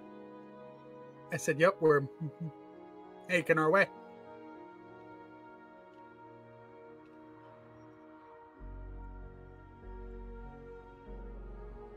Alright.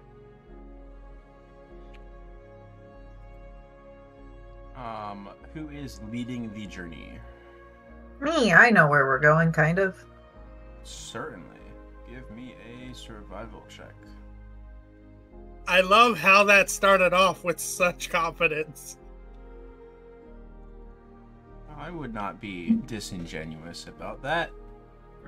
You know where we're going.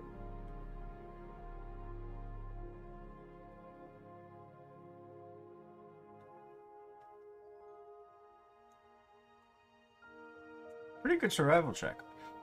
My confidence was not correct. Yeah.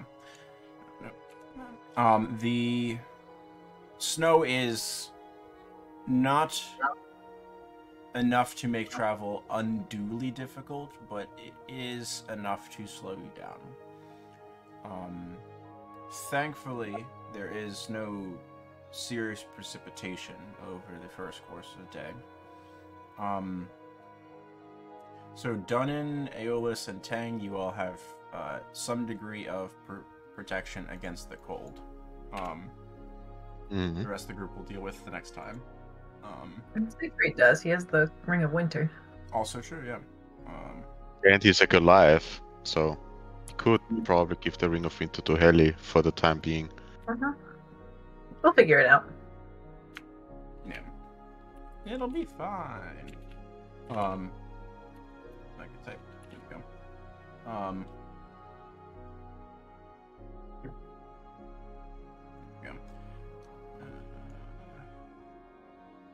That's what I was looking for.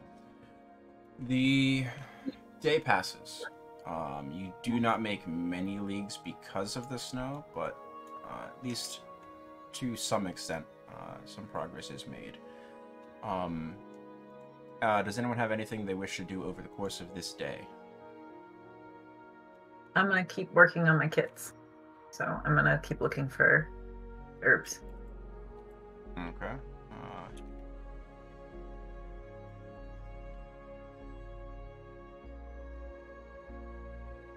Go ahead and make the checks. Nope. Would you mind if I observe?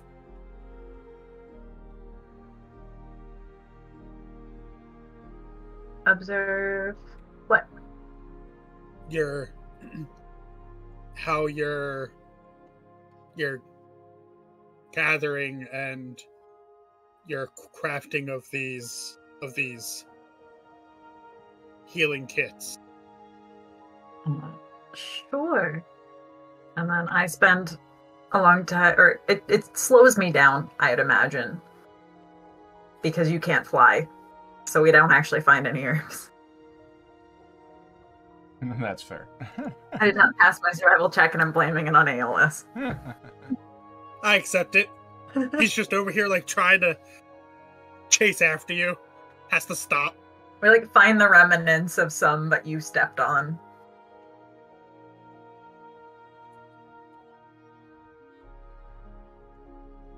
That's okay. It's okay. Tomorrow we'll just focus on the making, because I have enough herbs to make a kit or two. really cold out here. I'll throw a snowball in Aeolus's face. Or try to. Make a dexterity check. I don't think there is no try. I think it's just gonna happen.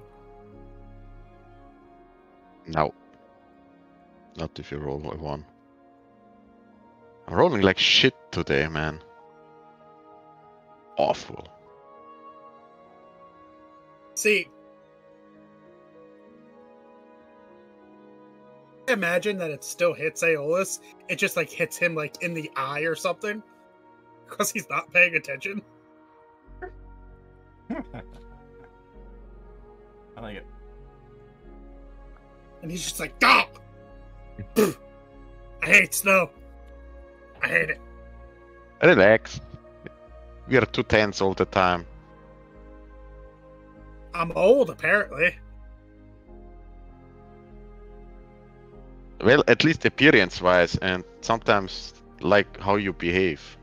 But how old are you really?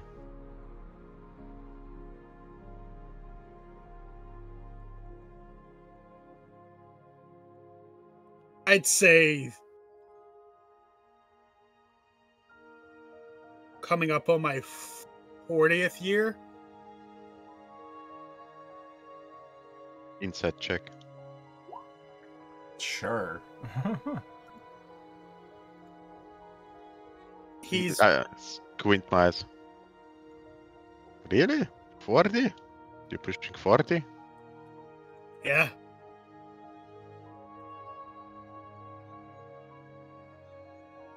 Does he look appearance-wise much older or much younger than he presumes? He says he is. He looks older. I just squint my eyes a little bit.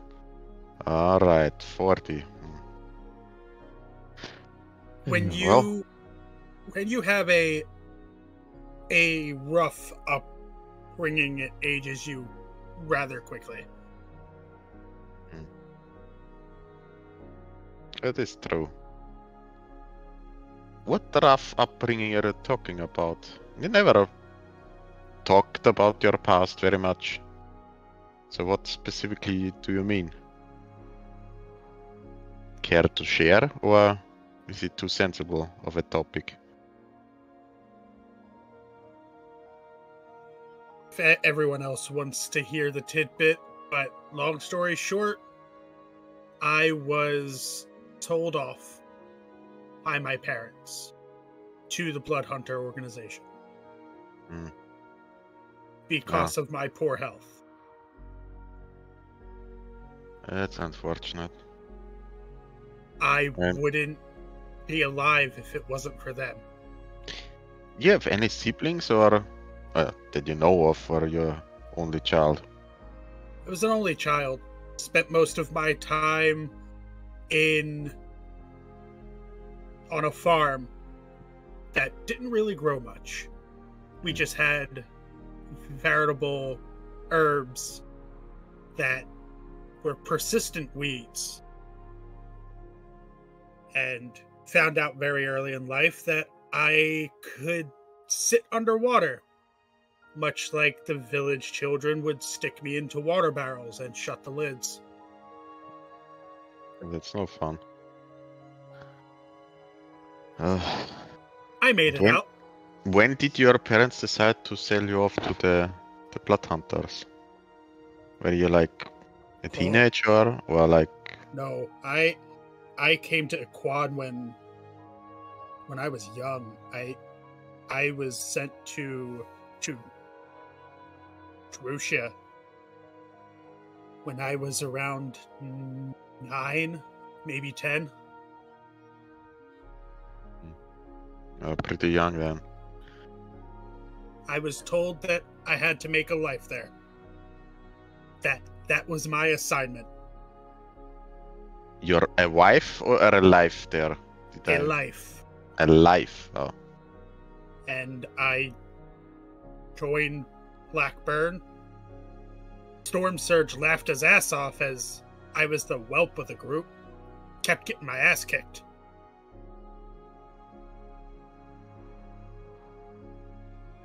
And then when I became old enough to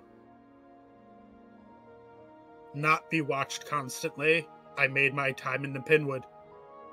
Started researching.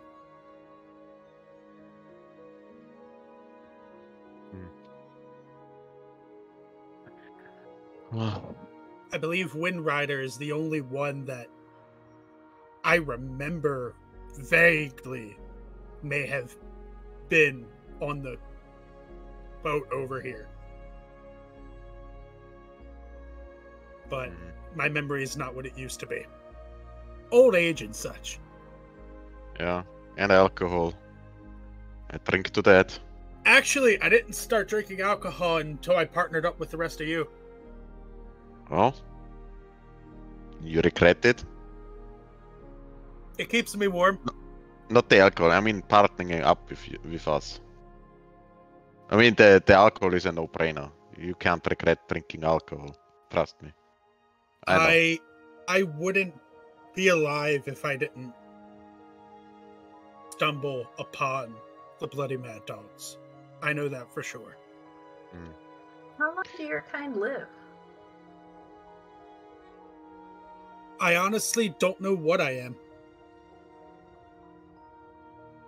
Because you and I are around the same age. And I don't consider myself old. As far as I'm concerned, I'm human. I just have an affinity towards lightning. I possess some magical ability. And as long as I am conscious and hold my breath, I can sit underwater until my skin tells me otherwise. Can I do some sort of like medicine check to figure out what Aeolus might be? You can certainly try.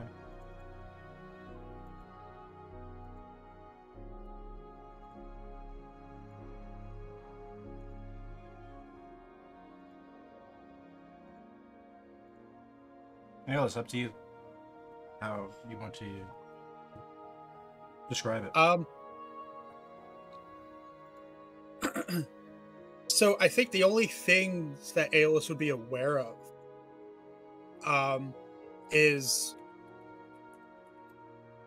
he kind of bounces around Shocking Grasp, and then he'll hit himself with it.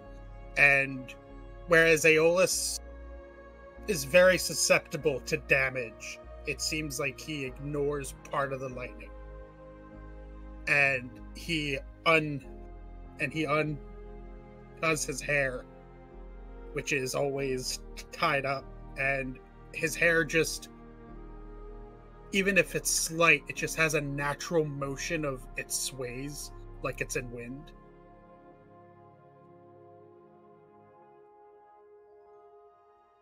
Oh, and I'm able to see in the dark. Not many humans can see in the dark. I learned very quickly. My eyes have a slight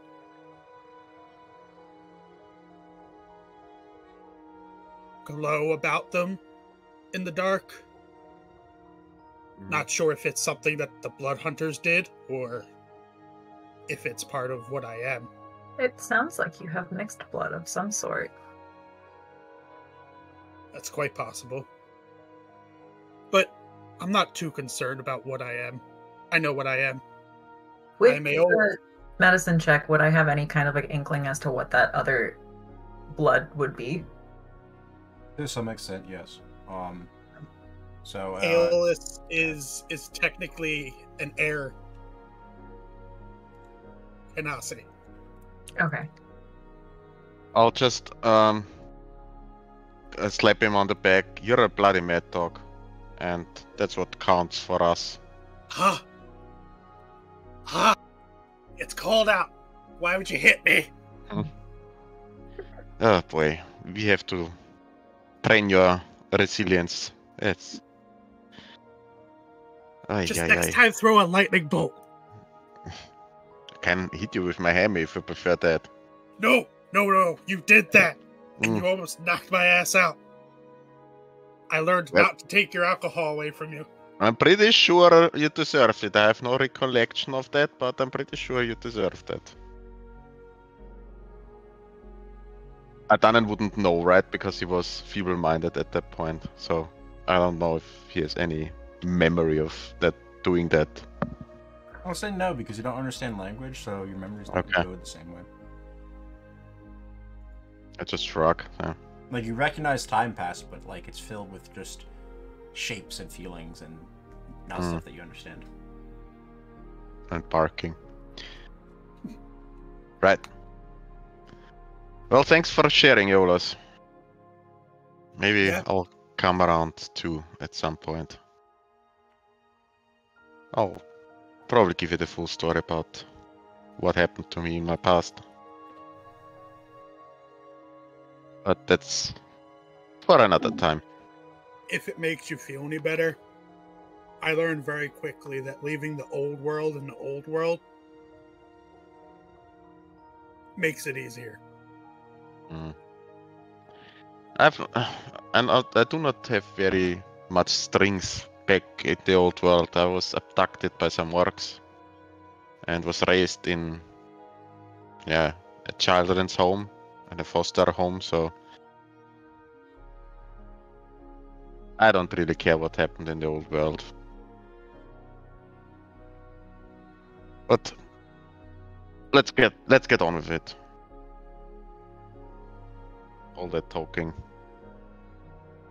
makes me tired.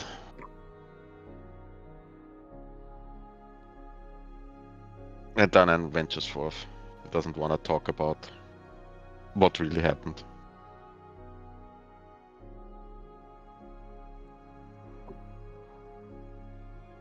Excuse me. The day passes. You rest, recuperate, continue on the next day. A couple days fall away in this manner underfoot. About the 5th or 6th day, Siegfried makes it clear to the group of you that your pace of travel, because of the terrain, is slower. So you're looking at the 13 days of travel roughly to Hollow, as opposed to the 6 to 7. Teng, since you typically are flying during travel, how high up are you flying to, / how far ahead are you scouting? I will be like at the level of the tops of the trees. Okay. So I can see like beyond them. And I will probably be no more than like 10-15 minutes walk ahead of them. Enough to give warning, but also to be able to like go back to them quickly if something were to happen. Okay. Got it. Alright. Let me jump to my calendar. It's 1, 2. So you are... I'm jumping the calendar ahead to the 12th day. Because that's when you will arrive in Hollow, but... Medicine checks to build the kits to show Aeolus how to. Certainly. Make 4 days worth of checks, or 4 or 5 days worth of checks. So we're gonna build a healer's kit. 1, 2, 3, 4, 5. My apologies. 6 days worth of checks. Okay. 6 days worth of rations coming off. Thank you. Okay, so herbalism check was successful. We get another kit. I have successfully shown Aeolus how to make an herbalism kit, and then I'm going to spend the rest of the time looking for herbs. DC, due to the level of the snow, is up to 20 at this point. Okay, so I have 5 days of survival check.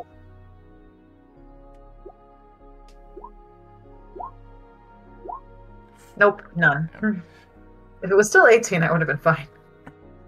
Early on the 6th day, and probably what draws your attention away, being further ahead a little bit from the group, as you sort of roost in one of the trees, you've departed from the main river, according to Siegfried's directions and estimation of the topography and whatnot, and have been following a small tributary that he's been carefully trying to start marking on the map, but it's rather small. that at this point is entirely frozen over. You don't know if there's water running underneath it, like you don't believe it's frozen all the way down, but it doesn't appear to be that deep of a stream, and a stream is what it is. It's about 10 feet, 15 feet wide at the widest points, but it is frozen at this point, such that you could comfortably walk across it, or not you, but any of the group, maybe even the pup. Your attention is grabbed in this mid-morning unpleasantness, as you're sort of trying to see through a bit of a snow squall that's churned up during the time, by the belts of animals in some type of distress.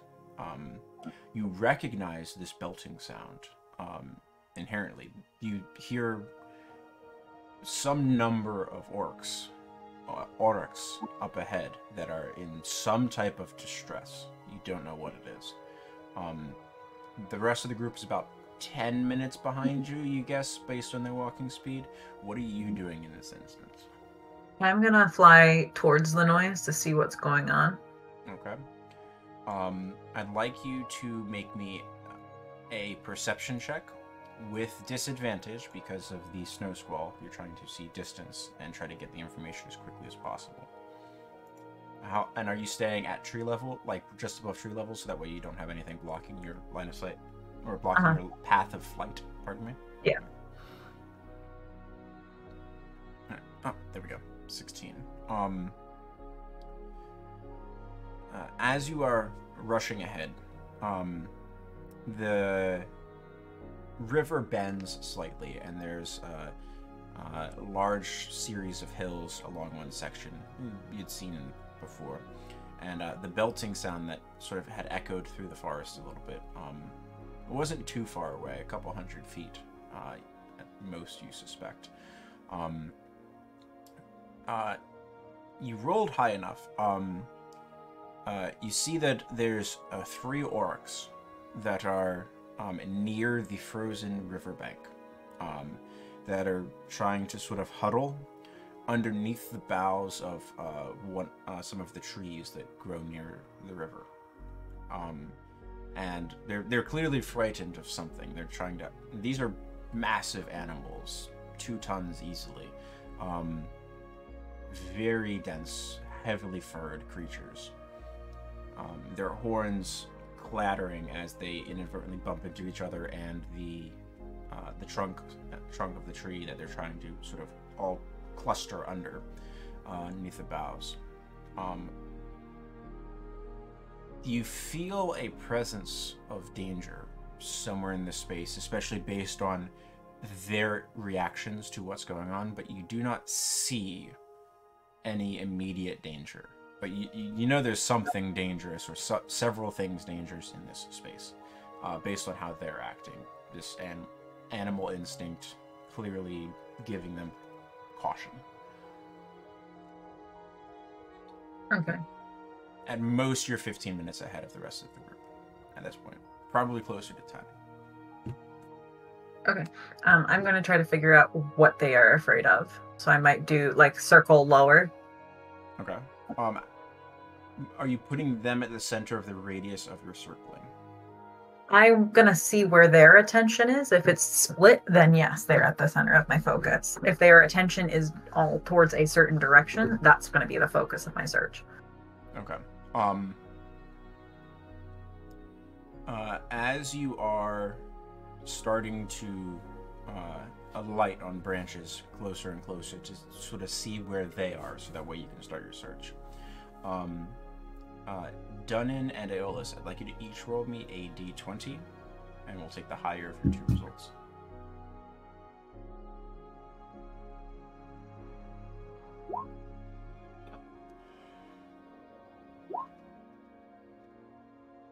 Seven. Okay. We'll come back to that in a moment. So Teng, as you're sort of flitting from branch to branch, you see that all of the orcs are raising their heads and looking cautiously at the boughs of the branch of the tree, like they were trying to look past the boughs slightly from the angle. You're about 50 feet away from the closest one, up at a sharp angle. They're not looking at you. They're seemingly looking a little bit further to the northeast, and you're almost due west of them. But they seem to be looking like up towards the northeast, towards the hillside, and they're huddling and trying to sort of take cover from something. Okay, that's where I turn my attention to. Okay. Taking a glance roughly in the direction based on trying to figure out, you don't see anything from your current position that would frighten these large creatures. If you want to investigate further, you'll have to get closer. Okay, I'm going to get closer. Okay. I have my staff in my hands. I'm prepared for a fight, and I cannot be surprised. Good. So, keeping your head on the massive swivel upon which it rests, you take wing again? Mm-hmm. Okay. Do you fly in that direction directly? How do you approach the direction that they're sort of scaling from? Because there is that hill, which means you'll need to gain altitude. I am going to gain altitude first and then fly in that direction. Okay.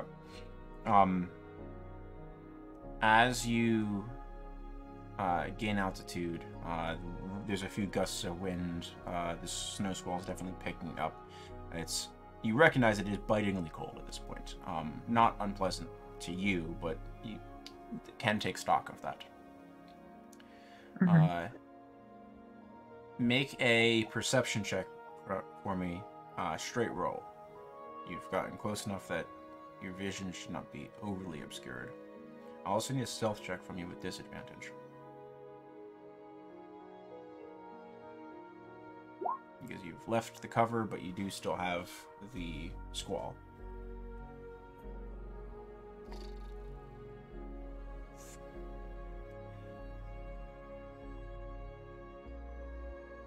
As you gain altitude, let me make sure that my sheets are that correctly. Okay. The Oryx do not seem to notice your presence as you're moving into this space. Okay. As you get some altitude, you're about 70 feet above the Oryx at this point. You see part of the edge of this hill shift slightly. And what you had previously mistaken for frost-covered boulders appears to shift, and a large head covered in spikes of ice shifts, and you recognize the face for a large white ice-flecked dragon. As its eyes lock onto you, 70 feet in the air, outside of any cover, just barely failed that stealth check. Let's go. Oh boy. It's just watching you at the moment. Because to it, you are not a threat. What are you doing? As you and it are both aware that you have seen each other.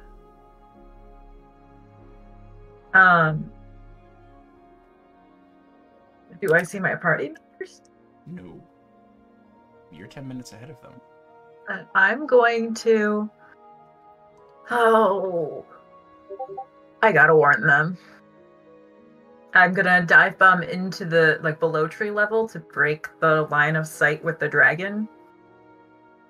And then fly as fast as I possibly can back to Aeolus and Dunnan. Okay. I wonder if she's found any more plants. Maybe. I mean, it's very snowy here. I guess it's getting more and more difficult to find some plants. You were a Hopefully good she doesn't do any stupid. You were a good distance away from this thing as you approached, Tang. You were able to see it. As you dive, refusing to look back, worried that it's chasing you, and you might run into something in the smallest of instances of looking behind to check that it's pursuing you or not. Your heartbeat is echoing in your ears with this heavy pounding thud as inordinate fear is washing through you. You hear the bleating sounds of the Aurochs in still constant fear, and know that the source of their fear is nearby. Within about 3 minutes of time, you fly almost headlong, crashing into your party as you dart around one of the trees on this lower level and almost crash into your companions. I narrowly dodge, slamming into Dunnan, and in doing so, tumble into and like skid across the snow. Whoa, dang! You alright? That was a. I am breathing heavily. The rest of you hear a loud animal cry. Oh boy! Baying in pain from up ahead. Dragon. What? Dragon? Wait, hold on. Did you just say dragon? Oh no! Oh no! I see the spark in Aeolus's eyes.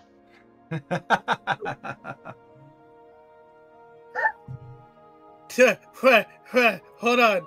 Oh no! He just sees claws and heart and scales. It's after the Aurochs.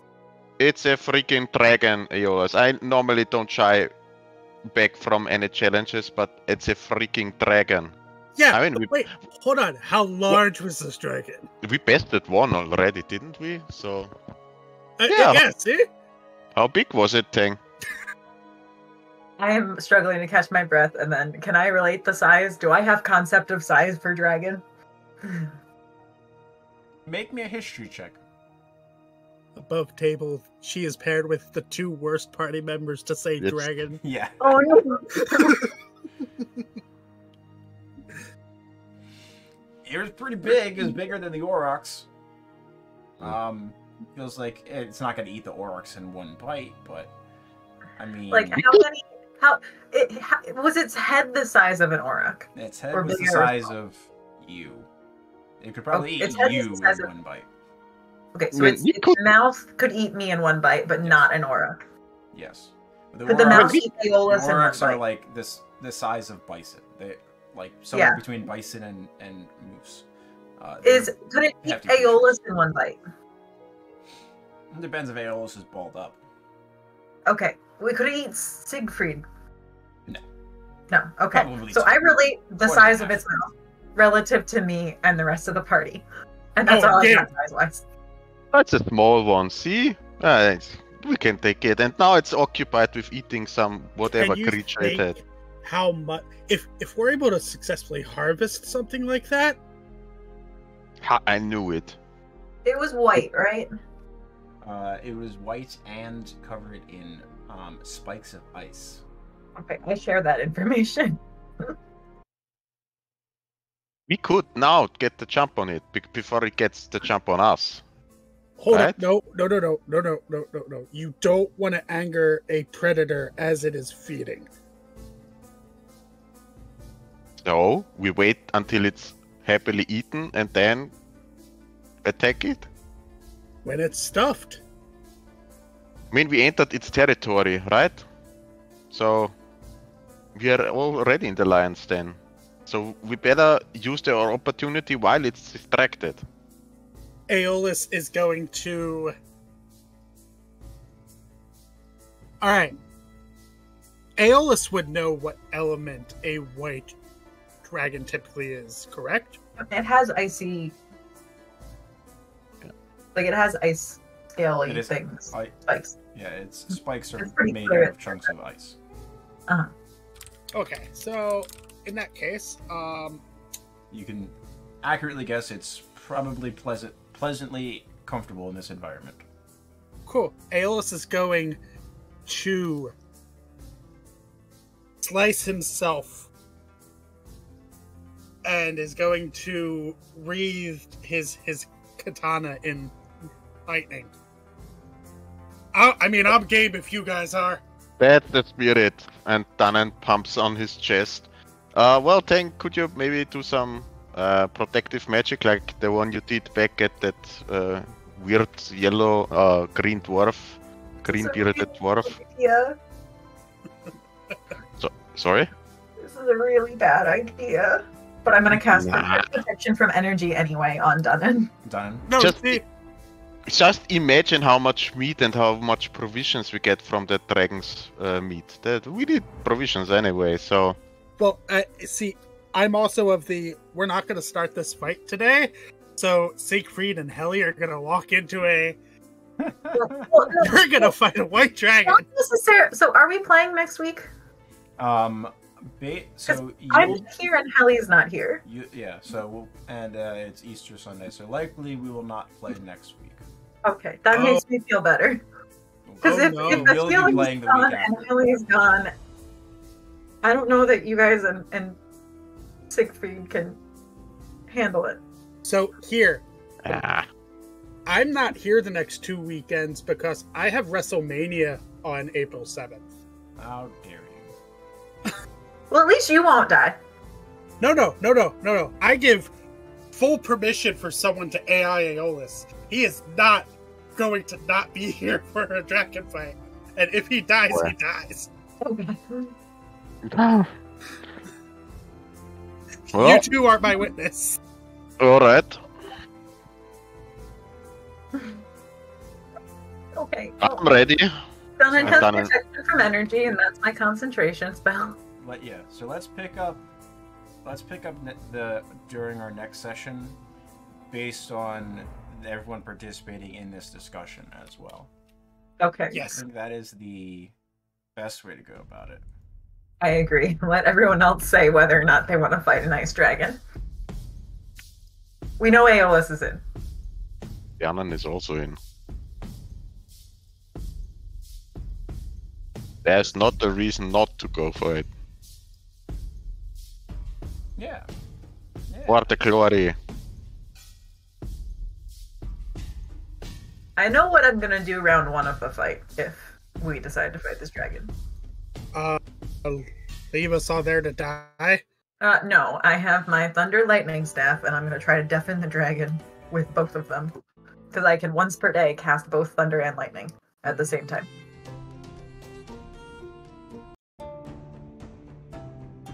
Which makes it easier for you guys to sneak up on the dragon if he's deaf. I'm sure the dragon will be shocked at that. I know. I just imagine Dylan now at PAX and seeing that token you just posted, Spencer. He's gonna hate us, probably. He looks so they look so adorable. Mm-hmm. You want to try to tame it, Aeolus? That would protect your house. Can I? Can I walk up to it and be like, I will pay you in whatever? It'll be Armus all over again. Oh yeah. Are any of the other party members going to be upset that you coup de grace the mimic?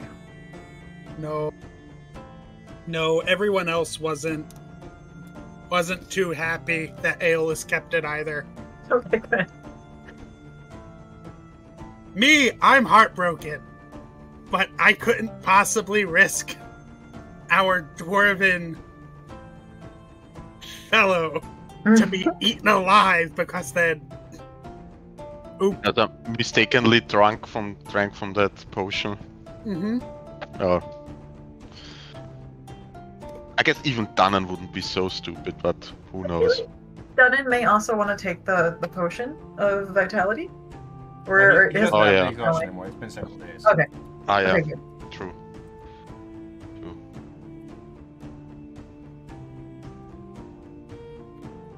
I have to press the long rest button again. There we go. Alright. Good session, everybody. Got lots of fun. Stuff, yeah. Oh my gosh.